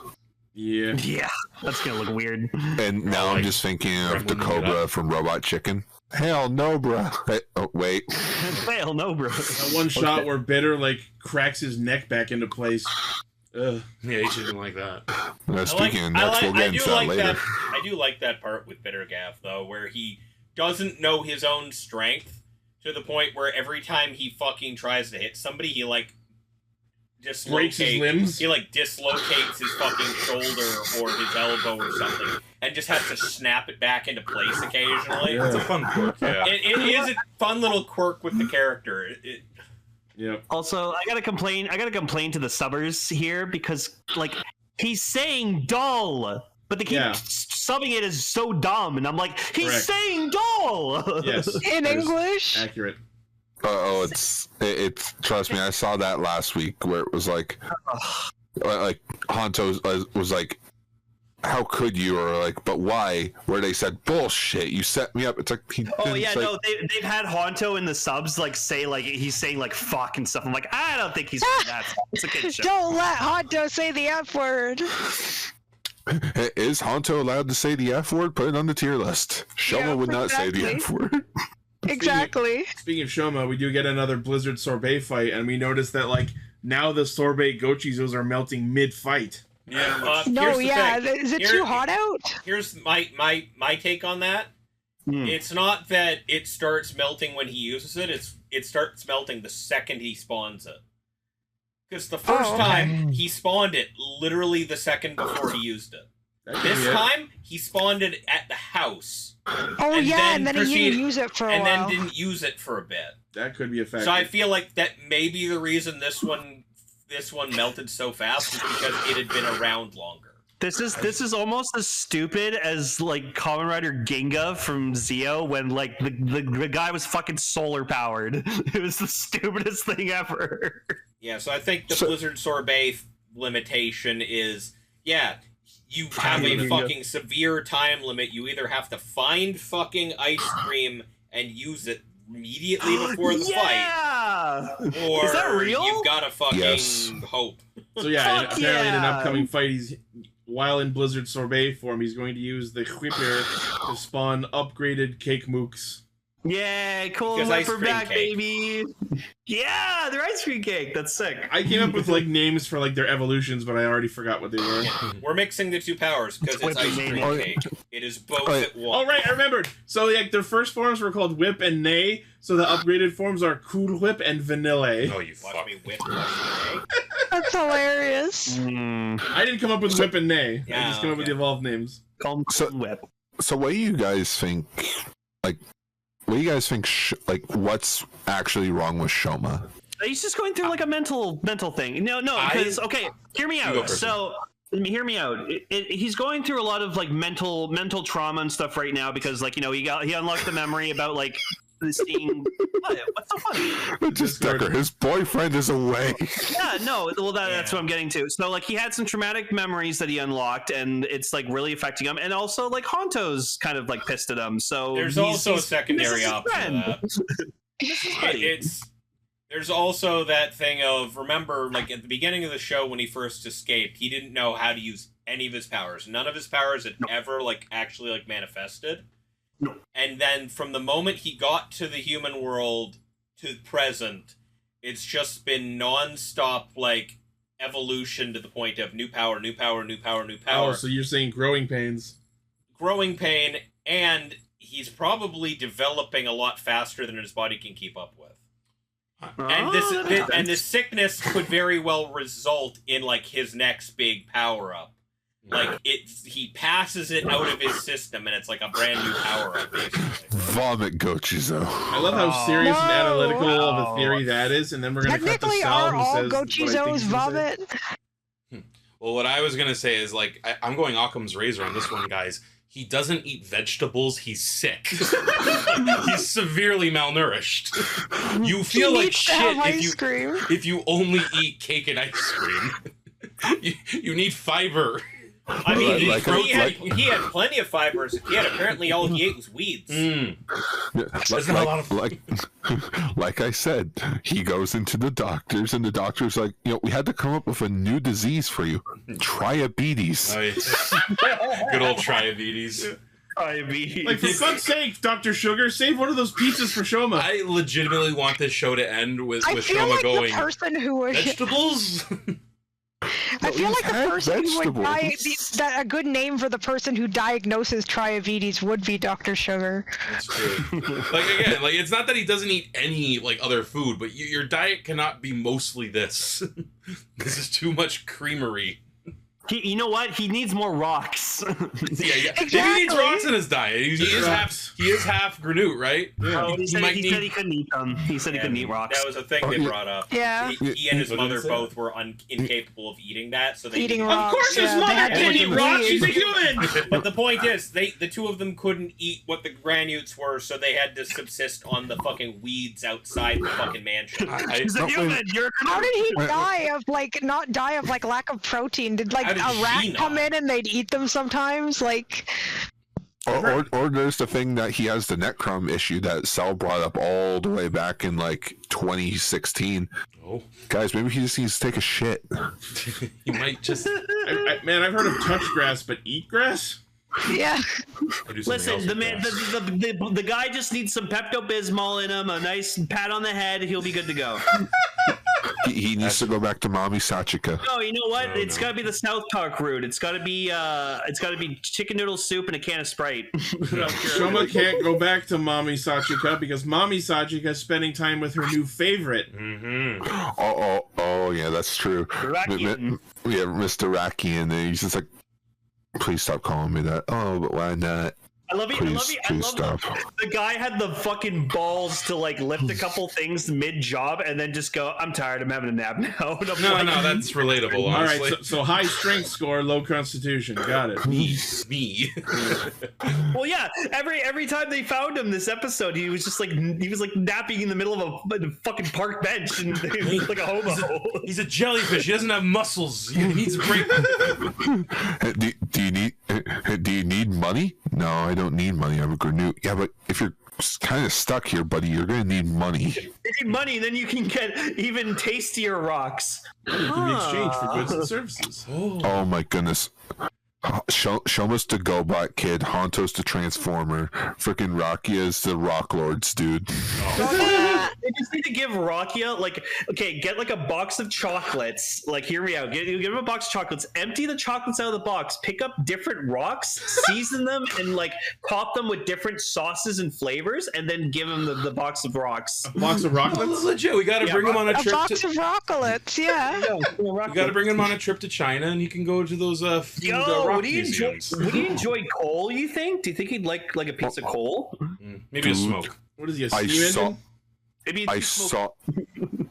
I saw the pudding cups in Japan. I'm like, you know what? I'm adding that to my list on the trip. I need to buy an authentic Japanese pudding cup. Pudding cup. Pudding.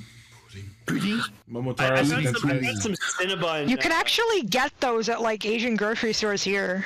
So anyway, I've got some Cinnabon snack pack pudding today. I can't wait to have it. So anyways, as great as the show is on a general sense, this episode does once again the thing that has really bugged me about a lot of recent Gavv episodes and just ended the episode as a fight starts. Yeah, and they do that thing, which I really can't stand, where they shoot in slow-mo. Oh, sorry, it is in slow-mo, but they clearly didn't shoot it in slow-mo, so it gets all choppy. It's because she's the Rock! No! Don't lick my sister! That's awful, Decker. Don't lick my sister. Oh my god, that's hilarious. Where's my Yoshi Bonk gif? I need my Yoshi Bonk gif. I can just do a normal Bonk gif. So anyway, next week is just part 2 of that story, nothing in particular. Bad Decker. It's not cool. What would he do with the guy who takes a bath in gems? Mabushina's a sweetheart. Oh my god, yeah, it's the taking a bath in gems suddenly is like the Kururu taking a bath in curry. Oh yeah, no, he'd have a great time with fucking Legend. Oh god. Let's take him to the beach. Ooh. Like, dude, stop eating those. Oh, that one's too salty. It just came from the ocean. This one's just right. The moon! All right, let's move on. All right, Happy Sunshine!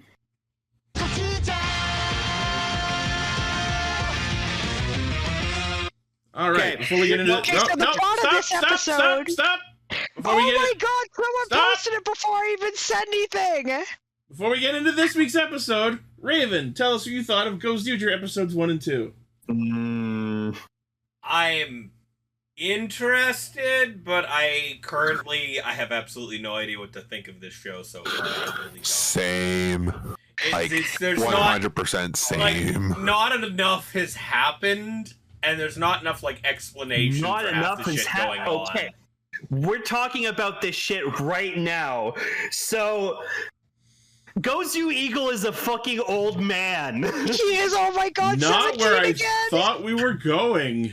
I mean, he is currently. We all know that's not gonna last. So we found out that all the Gozyugers. What's with the trans flag on there? The ring packs are. They give them abilities. So like yellow has strength, blue has hearing, red has super hearing. So Smell. Super smell because he's a dog. I meant smell. Sorry, no, I meant smell. And then Eagle, I guess, has not being old. Super sight. No. I'm pretty sure his super sight probably. Yeah, his is probably like sight or perception or like sense. You know what I mean? Oh, it's the agility. That makes sense. He's a bird. No, but this whole episode was literally just. You will be popular. You're gonna be popular. So I've seen that on enough Instagram reels. Okay, I'm gonna say what I think is going on based of a rumor that I read supports this theory that I'm about to posit. Okay. I think the idea is that the main Gozyuger team are the only ones who get their wishes in advance. I love how multiple people have already made edits of that as popular, unless you, Blue, are the one who made those edits. So I think I what's like going the on. fact that So here's. Oh my god, they're amazing! Because my first thought seeing this whole episode was just, oh my god, it's popular. Okay, we're not getting into the popularity battle quite yet. I want to talk about the Gozyugers and their wishes. So. I think what's happening here is the Gozyugers get their wishes in advance in exchange for the duty of fighting to maintain peace. Because let's remember the character bios that we read before the show began. It's a little bit like Madoka Magica. Kinda. Because like when we read the description for Blue, Rikuo Byakuya, it said that he was a disgraced fallen idol. But over these two episodes... But he's popular in this episode, yeah. We see that he does have an active fan base. Mm-hmm. So it would track that his wish was to get his fan base back. Ryugi, all he ever wanted was to worship Tegasword, and it seems pretty clear that he got what he wanted. Which leads to Green. I think his wish was to be young again, and that's why he's going to be turned into the young form that we've seen in all the marketing. Or based on the preview for next episode, that's his grandson, who takes over as the new Ranger. We were talking about that possibly, but... We'll see. Like, it just felt to me in the preview like that was a completely separate fucking character. The fact that their names are different is the only shred of evidence in support of that, I don't know. Yeah, maybe the fact that the young form of him was attending high school in the preview. No, but here's the thing. I think the idea is that he wants to be young again to recapture his youth, and part of that is going back to school. That could be it, but they've done it before. The thing is where it's the youth that's taking over. Like they did that in Kyoryuger. Right? Wow. Could you make the Grease 2 reference, please? I gotta go back to school again. There we go. Seriously, I think this is the first time you've made a Grease 2 reference that wasn't the reproduction song. But the episode is young. I like when the Yellow Ranger showed up with the giant piano in the last episode. Oh no, it's fantastic. It was just a what the fuck. Immediate best character. I think I just love when it went down, because I watched both episodes this week. When it went down, all you just hear is the boom, like the keys. It's like cute. I guess what they are doing with like their civilian powers is like it's based off like animal forms. Yeah. Like, that seems to be... So I wanted to ask that about you. Wolves have good sense of smell? They have some of the best sense of smell. Well, yeah, they're dogs. They're Dogs. Yeah. They're doggos. They're dogs on steroids. No, yeah, like it's legit part of the reason why, like, back in the day, like old Homo sapiens used to, like, that's why they teamed up, because they could find the food and humans could run it down. It's awesome. And that's why we have dogs. I was gonna say, though, if this guy is actually old version, I'm like, wait a minute, it's an old man dressed as a green bird who's trying to be young again. Wait a second. Oh no! The vulture. Vulture from Spider-Man. The vulture from the 90s cartoon. My favorite is I how... just completely forgot that he was green originally. Yeah. My favorite is how everyone immediately put his face on the "How do you do, fellow kids?" Yeah, I mean, that's just, Yeah. that's the internet. Like And 3 people made that edit. Guard did the 17 again poster, and I got Decker to put Gozyuger's head on it. Oh, I love the 17 again poster. It's great. So if that is what's happening, this is the kind of character plot drop that most shows would say for like the 2/3 mark in. This is, I actually like this a lot. Yeah, no, it's Oh, different. no. It's no, definitely interesting. It's a good curveball because you weren't expecting it. It's just oh, I was not expecting you. Which means now we're gonna get a young actor portraying a character who is old, trying to act young. I still don't. That sounds amazing. Doctor? I still Sounds like a doctor. I still very much think it's a completely separate character. If you can show me a shot of both That of them would on be screen at lame, the same though. time, I will I fold on know, but that. it We'll find just out look. tomorrow night. Yeah, we'll find out very soon. But like, just based on the episode preview, I don't think it's the old man suddenly a young person again. I do feel like it's just like his grandson takes up the mantle from him because he's now too old to really keep doing It's it. entirely possible you're right, Raven, but I want what Ichi's saying to be right. I That's get it. different. But what you're saying brings up a question of how long has this ring war been going on? Well, I mean, it's Sentai. It could have been 1,000 years and we just didn't know. Also, the A lot of the other characters seem like they fucking have been around doing shit for quite some time. They do too, kind of have that so- vibe. Since So the I wouldn't creation be of a ring. surprised if like this ring has been passed down in this family for X number of years, and Grandpa's just had it for like ages. so, And speaking, suddenly, speaking, nah, he can't do it, or he gets sick, or he gets injured in the next episode, and his grandson takes the ring, makes a contract, Just and gets shot moves down. on. Gar, before you go, I just want to say that this is I like this kind of thing for an anniversary episode that we're doing, because like I like listening to old episodes before we knew things and are like See how close we were? Yeah, exactly. This is going to be one of those. I'm curious who's going to be right on this Yeah, one. that one. Also, can we just going back to the beginning of the episode here? Can we just talk for a minute how red, yellow, and blue have basically just kind of grouped themselves together without ever really discussing the fact that they're just gonna be a fucking team now? It's just they kind of just no, we're all gonna work together now. You really don't have to say in the matter. We're just working together now, but we're all planning on backstabbing each other at the end, right? Yeah. Okay. Good Yes. talk. I love that it's, we're only working together until we no longer have to. Yeah. Sorry, Gar. I just wanted to point out that the actor that's currently playing Goju Eagle, he is the oldest Super Sentai actor at 78. Nice. Good for him. We have a new champion. Wait, okay, no, Gar, question for you though. So, even like Shurikenger, because Shurikenger had different disguises every episode. So And Verde. No, at that time with Shurikenger, all the actors were still like 40-ish? they're all Sentai actors, right? Yeah, they were all like previous Sentai actors. This guy here, he is, I believe he said like 78. Because I know Gao was like the oldest, because he was like almost 60 when he did Deno. So Picturing this guy like trying Verde was up there too. to like hit on women, like, yeah, I'm in Sentai. I like that Ryu.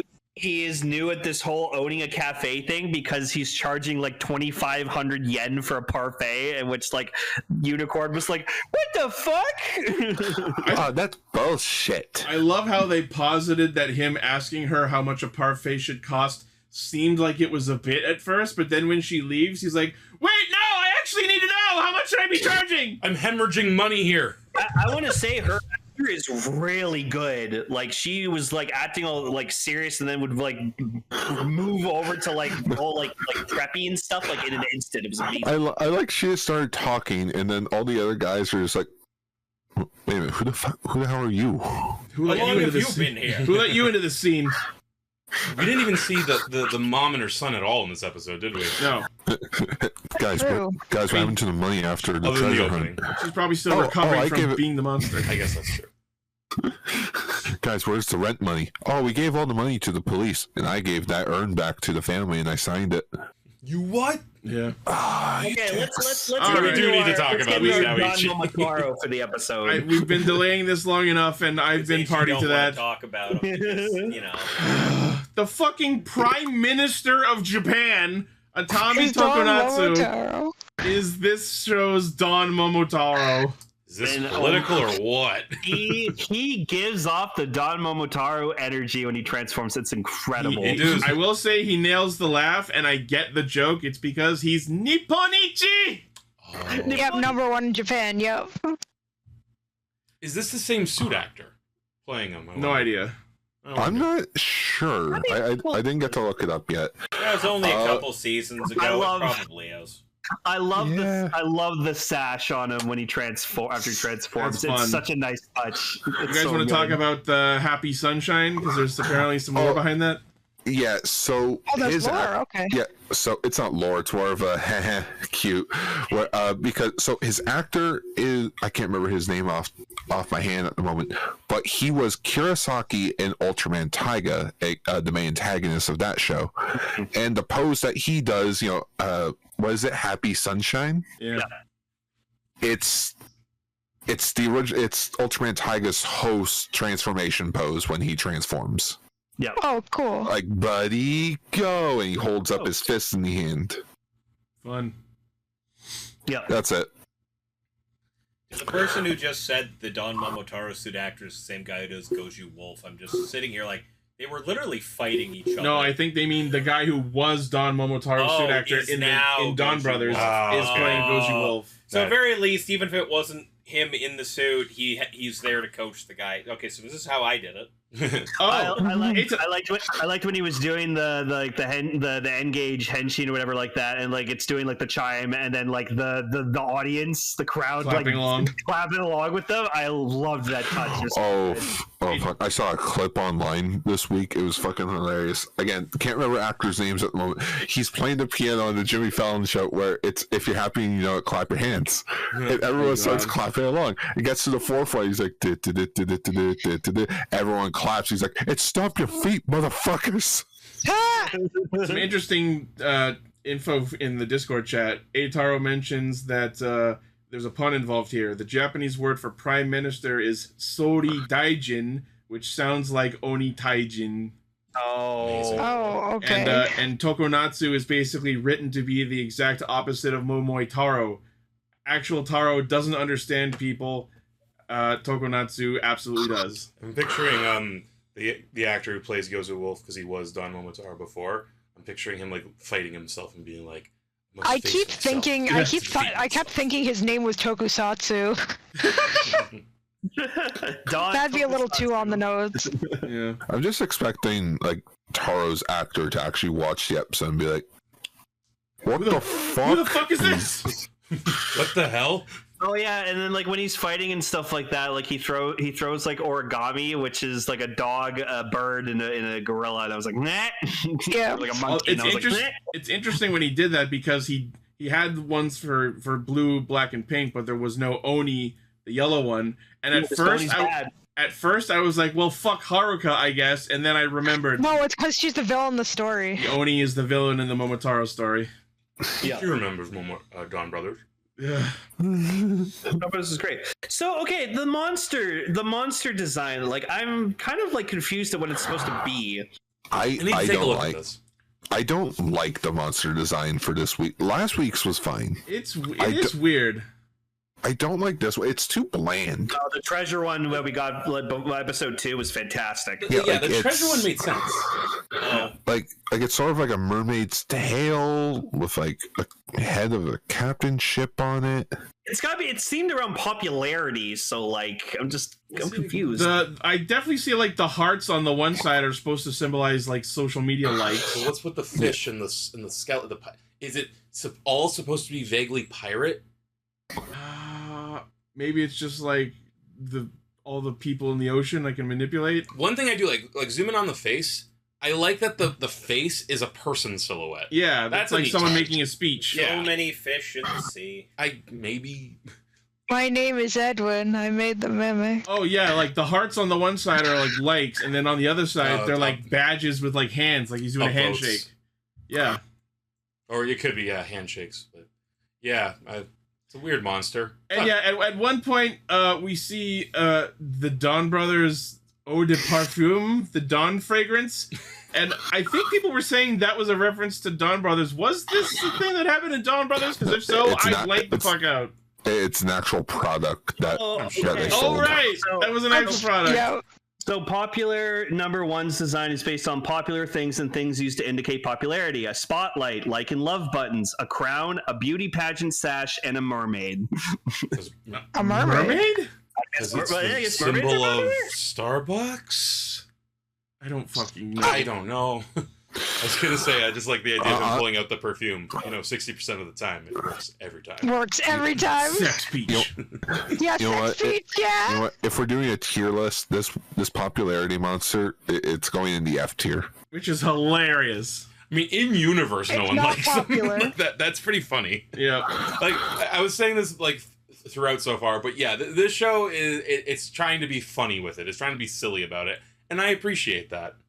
So yeah, the monster shows up and starts brainwashing people with an effect that Cell immediately recognized as Frenzied Flame from Elden Ring. Yeah, it was like, oh no, not the eyes. Oh no.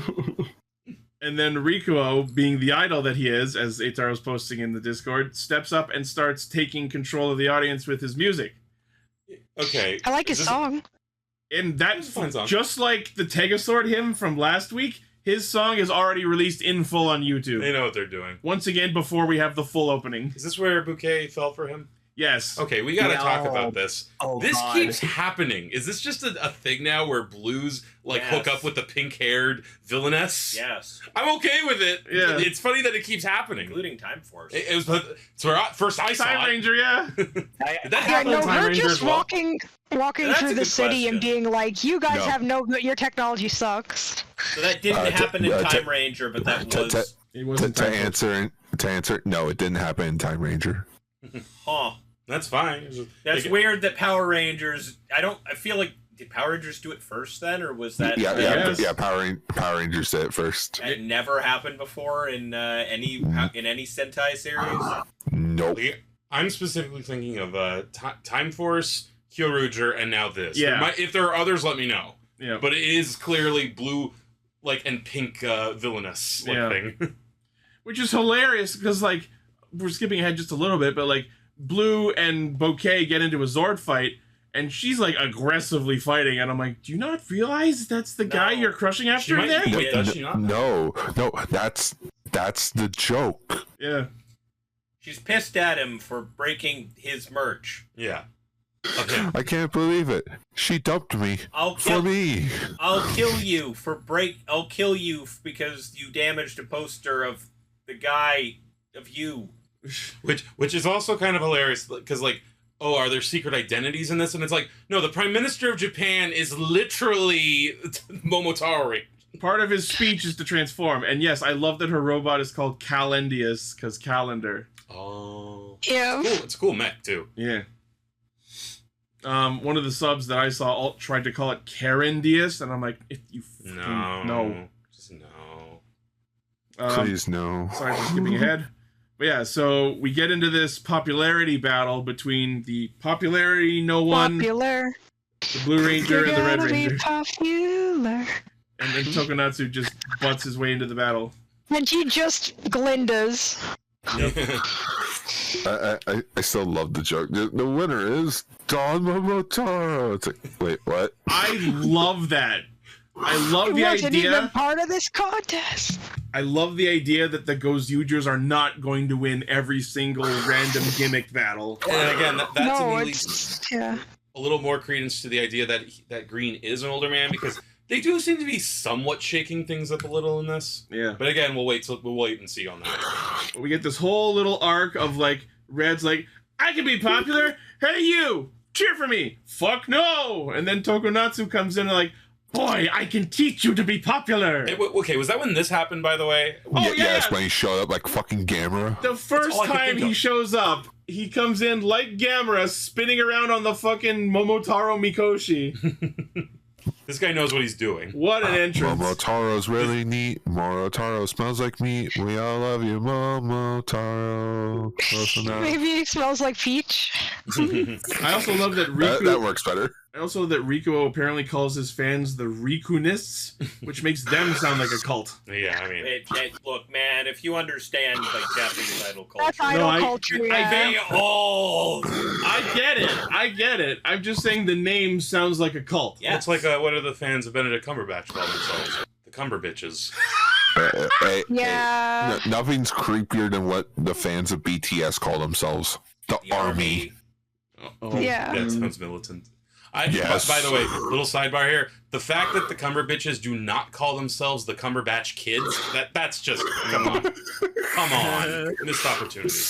You were so close. That would make it weirder if they ever got to fuck them, though.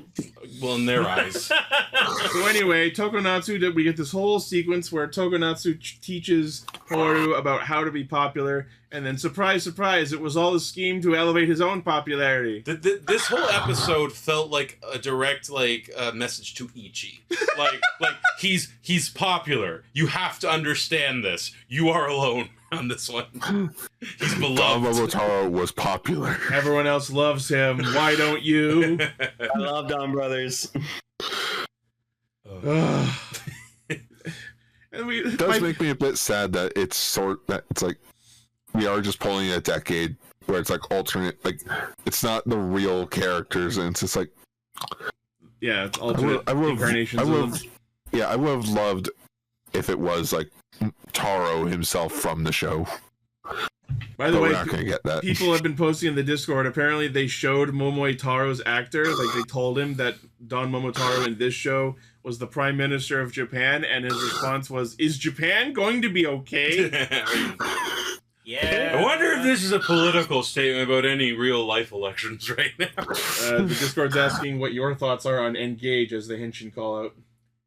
I mean, everything's based on rings, so... I get that it's all wedding coded, yeah. Makes sense to me, honestly. Oh. Look, Lane, it's your favorite sword! Me too!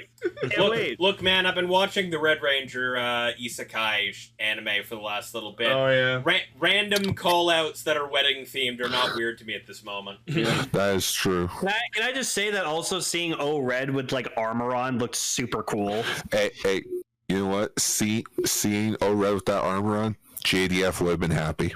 Right? Yeah. Because he always mentioned, the suit's cool, I just wish it had an armor like green and white. Yeah, I like that. That shit looks so good on him. That does look very close to what if you gave the red Zeo Ranger the Dragon Shield. Yeah. Oh my god, it's all cyclical. So I guess they're just never going to explain how some of them have Sentai rings. I think like they will. It's also interesting that like apparently Momotaro like previously won some battles because he has the Jetman ring on him and he uses it to just attach Jetman wings to his existing suit, which was cool. Yeah. And like I didn't think they could do that.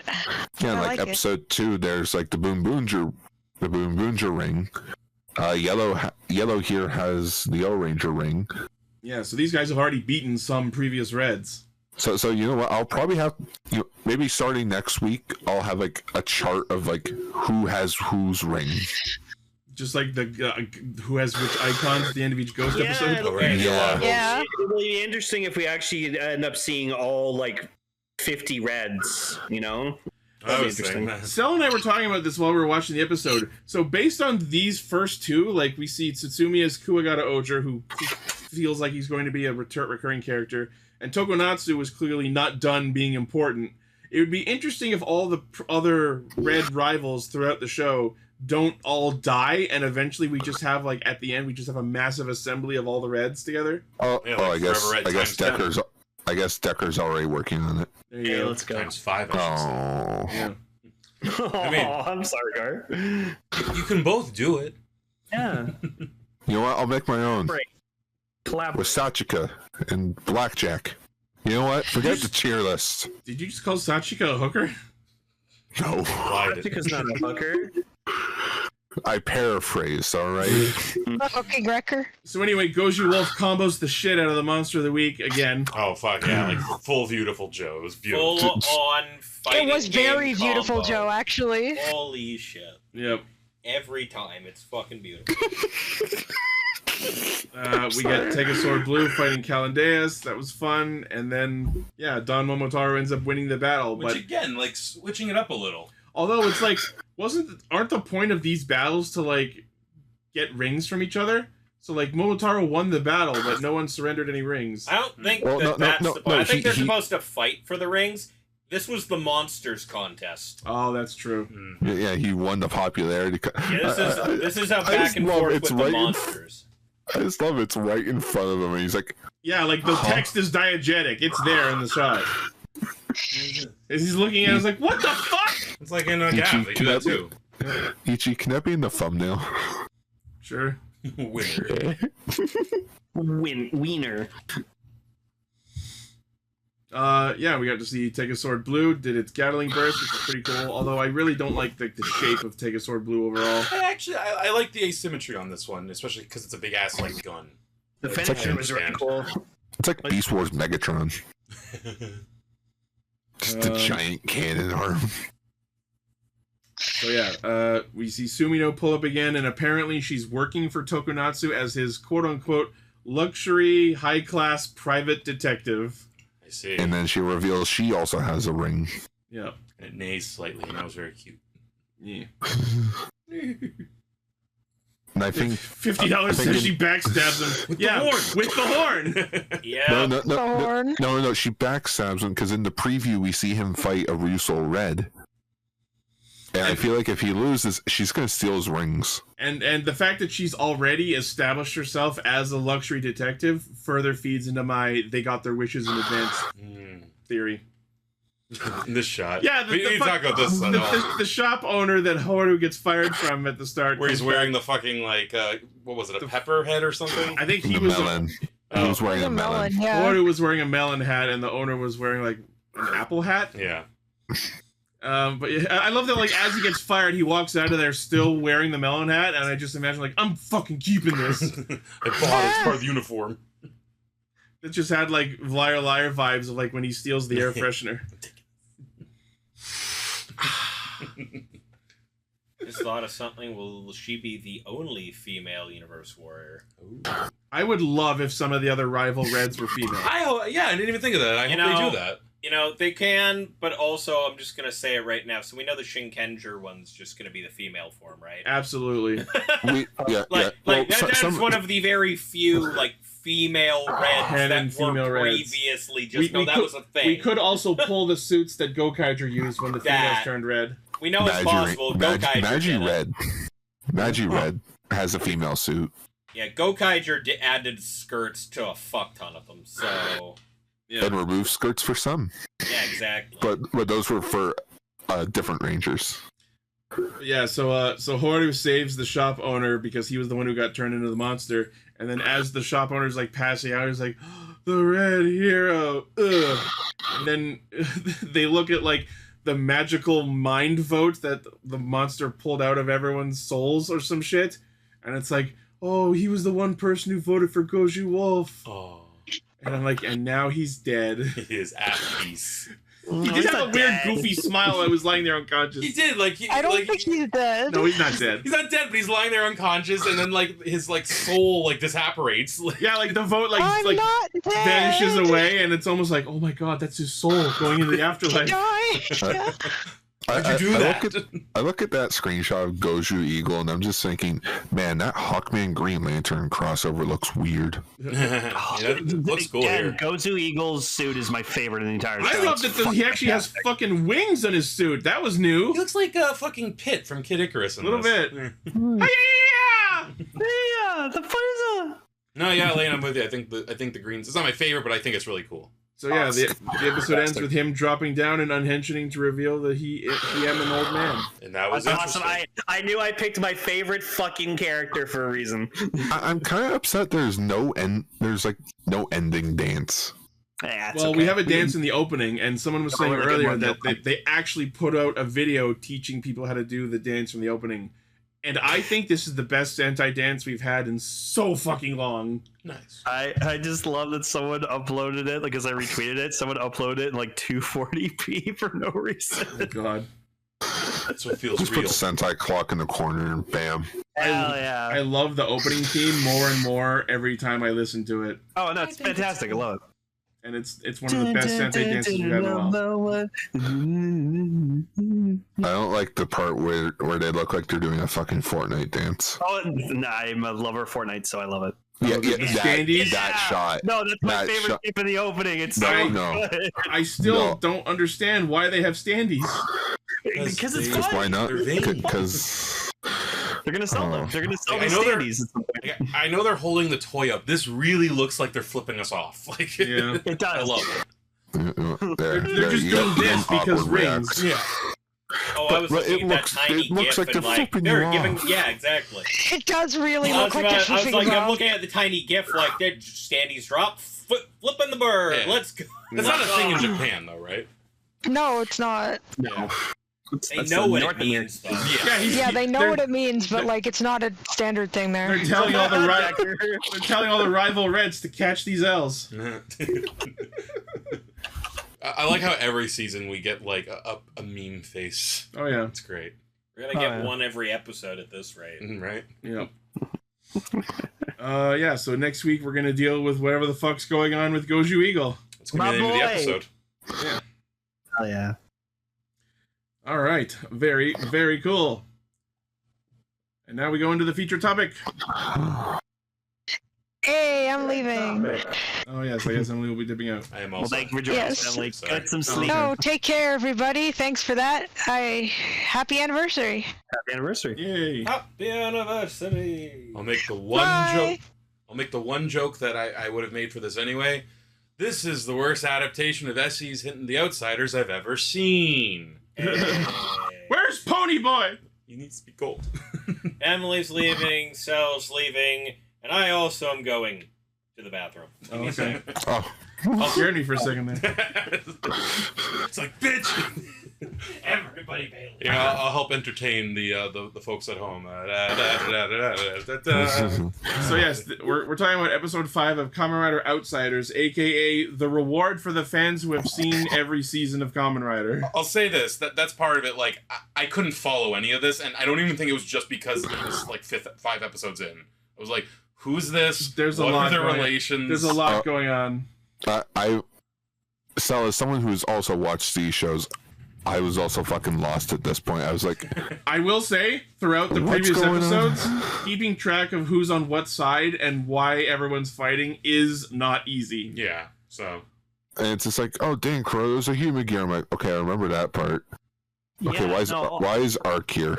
What I got from it was Dan was trying to achieve godhood or something in Proto Mighty Action X, and then he fought Zane, got his ass kicked, and then he reached like true godhood or something. Well, I'll unpack what I can as we get through it. Please One thing do. I'll say too, like, not to jump to that, but I did think that new form was pretty cool. Oh, Hyper Fumetsu? Yeah.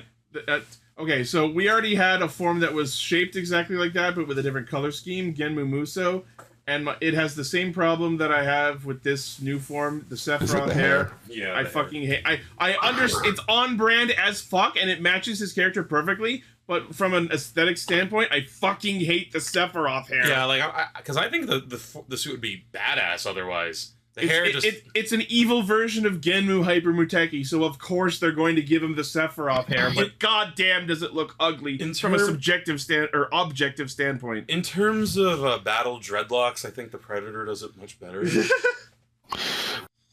I just realized this entire episode was dedicated to Dan Kuroto, and I was just like... Oh, you must have had so much fun. I remember when you were dead. Can we go back to the point when you were dead? I mean, he did die for a brief moment in this episode. Dan Kuroto is a name that I just in the back of my head recognize, but I don't know why. It's because of you. My favorite part of the episode was when Zane squashed the Dan Kuroto head and it exploded. Yeah. That had the same vibes to me as when Android 16 got destroyed and then Gohan just snapped. Yeah. Favorite was just the guy with the chronicle gadget. He transforms into a ride player, and he's just like, "I'm gonna fuck this world up." It was so fucking funny to see a man that intimidating looking turn into a fucking ride player and think he's hot shit. That was and he starts destroying the number one thing we all care about the most here on Castranger. Not the plastic furniture. And then Zane comes in, he's just like, as a protector of all things, how dare you destroy this plastic furniture, and he fucks them up, and then he just has a ride player card, and I'm just sitting there I want that ride player card. It's so funny that after he kills him, he just immediately uses the card because it's you're so trash, I don't even want to carry you in my card deck that I don't have. So from what I understand, Zane has now become judge, jury, and executioner. Yeah, so the idea is Zane was conceived as an AI meant to guide humanity towards justice, but it carried it went too far. It corrupted itself and its idea of justice. So now it's just ice. It's just So now it's just killing anyone who shows the slightest bit of evil, even if it's not fully deserved. Yeah, Orb's got it about right. The Fives Blaster being used on a ride player feels like the most unnecessary thing. It's so cool, though. And with that string of nouns that I don't understand, I'll see you guys later. We're reaching levels of overkill I didn't know were possible. And you hang out with overkill a lot. Yeah. Okay, so episode opens with Sumuri at the Geats Shrine, even though Geats is not in this one. But that ties into later. So we see Dan using his new Humagear body to program a new version of Mighty Action X. And might I add, having not seen any of the previous episodes, looking at Dan Kuroto with the fucking Humagear headset, I'm just like, that's actually a frightening fucking thing. Oh yeah. Oh yeah. He got resurrected as a Humagear. Yep. Yeah, because he started as a human, then he became a bugster, and then he got regenerated as a Humagear, and now he's But the idea of him literally being able to just stand there, cross his arms, and program a whole ass fucking video game in his head is It's okay with though. The shit that he's done in the past. It's okay though. In at least one of the previous episodes, a good amount of time is him spent running around a park trying to find a plug to charge himself. Oh. And he fails to do so. Oh. I thought it was funny where he goes into Mighty Action X with Sumuri, and he goes, "I'm gonna prove to you this is my game. Watch me speedrun this shit." He just proceeds to run through the actual level from the actual real life Mighty Action X 3DS game that you can buy and play. That we streamed. So how does Arc work in this? Why is Arc here? So Arc is the evil AI from 01 who's just been existing in an omnipresent state over the course of the series. He's kind of just a fucking AI. He got defeated, but not really at the end of 01. That's the thing that I'm wondering. Hang on, didn't he die? He got defeated, but then he also kind of merged with the protagonist for the finale of the show for a bit, and they made it kind of. I remember that Arc 1 happened, and then I remember that the final battle was 01 versus Arc Horby. Yeah, I don't remember what happened to Arc after that fight. Not much. The point is, Arc still just kind of keeps existing and kind of hanging out in the background to just.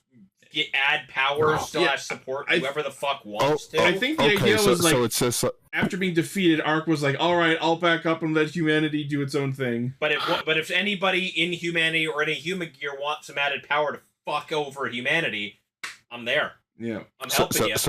So he's like Venjix at the end of Power Rangers RPM, just dormant. Except no, he's not dormant. He's just around. He's just reined himself in to be like a passive supporter for people who kind of align with. If anyone starts being too evil, I'm gonna do something about it. I'll let you go. You won the fight. You go ahead with your thing, and humanity can move on and do the coexisting with Human Gears thing that you want. The minute someone decides to be evil, I'm gonna give them power.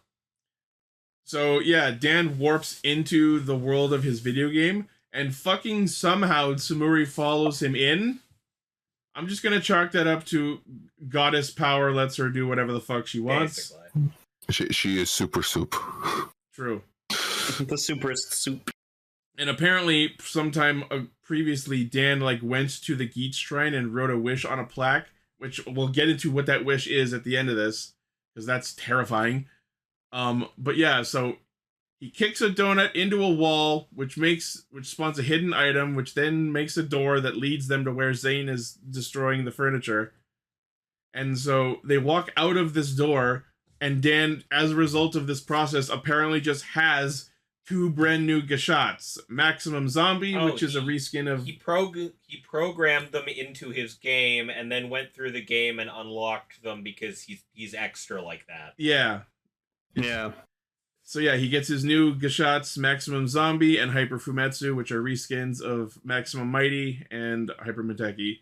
And we get the brand new form, Genmu Hyper Fumetsu, which is a reskin of Genmu Muso from an earlier Outsiders episode. It's cool. I like it. I will say the extra functionality the form gives him is interesting, because he gets his fucking head ripped backwards. Oh yeah, and then he twisted. He's like, oh nope, this way. Nope. I am immortal, but a zombie. He's bitter, Gavv. Kinda. I'm just gonna break. Which is hilarious because this special aired so many months ago. Right. And then we see that Satellite there from 01 contacts the Ark, and they start discussing this partnership because Zane's getting too powerful. We need to team up and reach the 3rd singularity. So Izu, as 02, joins in this conversation, and then the 3 of them merge into Kamen Rider 03. I love it. I also love it, and I love that it looks vaguely like V3. I guess someone V3 is my favorite Showa rider. So seeing this, I was just I love it. I'm so happy it was still using the 02 standby chime where it's just let's give you power. Yeah, because that's when you attach anything to the 01 driver from that side, that's the standby chime that's going to play. Yeah. I fucking love the chime after the form henshins is their arc. Because that's the 3 AIs that comprise it. Oh yeah, it's we have to stop there. I'm like, who the fuck's there? And then Dan's like, who's there? I'm like, oh sweet, thank you, show, for explaining this. It's the satellite. I'm like, that thing wasn't. Oh yeah, I guess it was. Yeah, we were calling it Zaya during the airing because that's kind of what they were writing down. The point was it sounds like there, but it's spelled out Zaya in the show. Oh, is it one of those things where it's how we call her Izu, but technically her name is? Yes. Which is fucking stupid. Agreed. Once again, it's that moment of there's a Japanese name, but it sounds like an English word. Yeah. But the nuance of having 03's chime is their arc. Yeah. Fucking genius. I love that. So does this sort of redeem Ark in the sense of now he's a hero? I think so, but it's only because they're fighting a greater evil, so it's kind of out of necessity. The enemy is my friend. Yeah. Yeah. Also, that once again, that whole thing where Ark lost in 01 and kind of just backed off entirely, and just went, "All right, do your thing. I'll be here when everything fucks up." And then I guess everything's more or less gone okay, and he hasn't bothered to do anything. Plus, Outsiders in general has been and is about riders who were previously evil having to come together to fight a greater evil. Yeah. It's his name Kamen Rider is just Suicide Squad. Essentially. Yeah. So his name is Kamen Rider what, 03? 03. Yeah. The new form that is made is Kamen Rider 03. I wonder if there's a figure art of that. I don't think so. I know it's the like belt, a month or two old, though. so maybe not yet. If there's going to be, you can get the belt module. This and episode everything is more comes than up a as few months old. Sango. and everything for 03 figure art just shows me Kamen Rider Sango. Yep. Yeah. A figure art that I still also need. I did like that Zane used Ultimate Vice and he summoned Vice. And I was like, oh. Yeah, like I love the characteristics. He's like, yay, oh, okay. No, but you could hear in like the voice though that they just got some guy to like act like Vice, but it wasn't actually him. So that's fine. Which is a weird choice okay to make. that. They could have just pulled some of his actual voice recordings from the show. I mean, but you have to, but then you have to, right? you have to pay the VA to use those clips. So Yeah, that is a thing, but also it's Japan. If you're gonna hire anyone to do the voice, it feels like unless there was some severe scheduling issues, you could have just gotten the same guy back.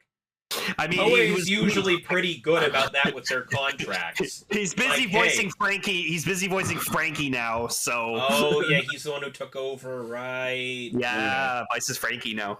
There it is. Man, I have a strong urge to go watch One Piece now. Do it. It's fantastic.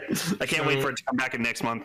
So Genmu fights Zane, and Zane absolutely smashes the shit out of him, literally crushing his head under his boot. And then 03 and Zane fight, and it becomes this awesome, like, who can predict the other's movements better battle. Yeah. But before they fight, fucking 03 shows up and revives Dan Kuroto. Okay, this is kind of interesting.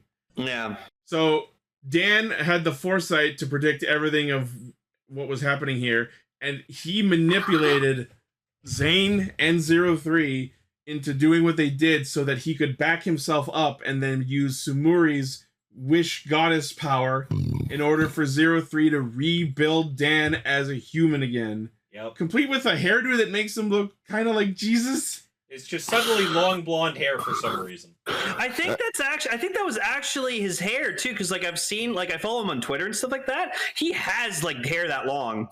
I want to say it was blonde because you know how they say like when a baby's born, they like every baby sort of has like blonde hair in a sense because it does start very light. Yeah. It looks like the Pinkman, the hair hasn't come in yet, but you know since he just grew as an adult, his hair is still just blonde. It never like instant baby. Hi. So the reason he did all this, so to get himself reborn as a human, giving up all that processing power as a human gear, was because of the wish that he put at Sumuri's Yeet Shrine. He wants children. Yeah, but that also kind of gets left in a weird spot in the episode itself, because he makes it sound like this body he is currently inhabiting is what he considers to be his child. If you read the fucking dialogue, he goes on this whole thing about how this newly born human form is his child, effectively. No, I think that's that why was him. and she's horribly fucking confused about it and goes, "A wish is a wish, I guess." I think that was him waxing poetic about the child he's going to go on and create. Maybe, but it sounded more like he was talking about like his current human form that has now been born into this world. Because like it was a Marvel villain. The idea of Dan Kuroto having children is fucking terrifying. I don't want that man to have offspring. But he has kids. And it doesn't help that in all of the virus monsters. And it doesn't help that in the preview for the next episode, he's creating the Tokimeki bridal gashet. Oh yeah, the episode ends with just like, so this is Earth, and it's just like, wait, who is this again? Shows, hi, Volt. Nice to see you. Wait, I thought you were dead too. There's a reason. Yeah, the minute the fucking drops from space, I hear the voice, and I'm like, oh no. It's Evil! And he looks so fucking good with his new form. Evil X is a badass suit, and I love it. This is what fucking Black Hole should have looked like. R.I.P. Black Hole suit. Nah, I like Evil X more because it has like all the colors match. Yep. I want to try and find that GIF again of someone that did the black hole transformation, like and it just sucked up, stops. just gone. Yep, I love that. But yeah, so 03 down Zane. He unhensions. We see that it's Xeranos, still taken over by the Zane AI. And then Evol X drops out of nowhere and warps him away, and that's basically where it ends. Wow. Yeah, Man, I would hate to have been watching this as it was going, because the episodes take like months just to come out. It sucked. Welcome to my experience with Hellsing Ultimate. And there's not only is there a next episode, there's one after that, and that's all they put out so far. But they did say there's going to be even more after that at some point later. Oh, the show's not done? Nope. How many more premium Bandai toys do we fucking need? It's never over. That's the best way to put it. That one. Is there sales? How many writer actors can we get back to reprise their roles? Because literally, surprisingly, quite a few. Yeah. Like Kamen Rider Outsiders does just feel like okay, which writers can we get back and which ones can we give new forms so that we can sell them on premium Bandai? Yep. It's like we don't care about making a decent story. We just want your money. I'm not gonna argue on that. The story is a little confusing to follow, but I'm enjoying it. I'm having a good time. Indeed. Like just give me like a little narrative snippet, like a literally previously on moment. Well, like Ichi said before, like about Outsiders, is that like if you've been a long time Rider fan who's like watched everything, like this is just a love letter to us. So well, I have watched everything, Lane, but the problem is the problem is it's been years since I've seen it. No, you think I'm going to remember something that happened in a show that I watched while it was airing? The fact that these episodes come out months apart means they should have had a better recap at the start of each episode. Probably. Exactly. Just have it be like a previously on Kamen Rider. He's the only Outsiders fan. That's fine. I guess that means I'm the outsider. I like it. I'm just here to kind of see like everyone who comes back. Seems like it seems like an interesting thing. Yeah. Yeah. You should go back and watch them. I think I probably will. I was thinking about it, but I only really realized that this was what we were doing today. Like today. So I didn't end up having the time to go watch the previous episodes. Oh, and by the way, it's not just the previous 4 or 5 episodes you need to watch. There's also like 2 or 3 specials before that. The Genmu's specials. Oh. Those are all part of the same story. They're really short, though. Don't worry about it. They're like 5-10 minutes long. Yeah, I can do. It seems interesting. Outsider seems very, very Kamen Rider fan service. Yeah. For the most part, which I'm not against. I have watched the living shit out of a bunch of different series that were very like that. Yeah. All right. Well, that will be it for Castranger for today. Hell yeah. So happy that Raven is back. Yeah, welcome back, sir. I'll be back next week and probably every second week after that. Oh, fun. Okay. Sweet. All right. Shout out to our currently active patrons, which of course include Blaze, Armorhide, Sentai VT, Midas the Fool, Vegas Bear, and Locke. Thank you very much for supporting what we do. As always, thank you for listening, watching, liking, favoriting, sharing, subscribing, hitting the bell, and being awesome. I should have done this part first. Jikai Radio Sentai Castranger! Next week, our feature topic will be episodes 1 and 2 of Power Rangers SPD. Oh yeah, because we're finally in the year 2025. That's true. Oh, that's why. Okay, that makes sense. That's cool.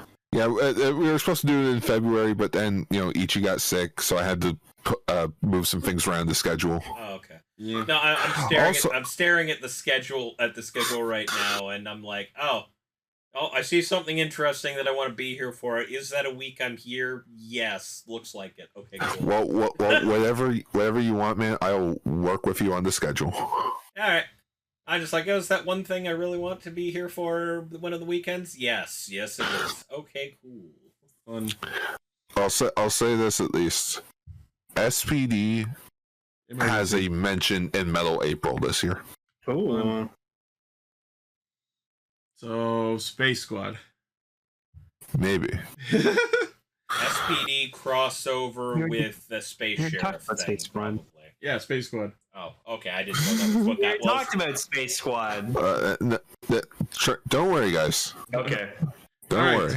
As always, the primary source of our hijinks is castranger.podbean.com. From there, you can find our Facebook, Twitter, Discord, Patreon, merch store, all of our cool shit.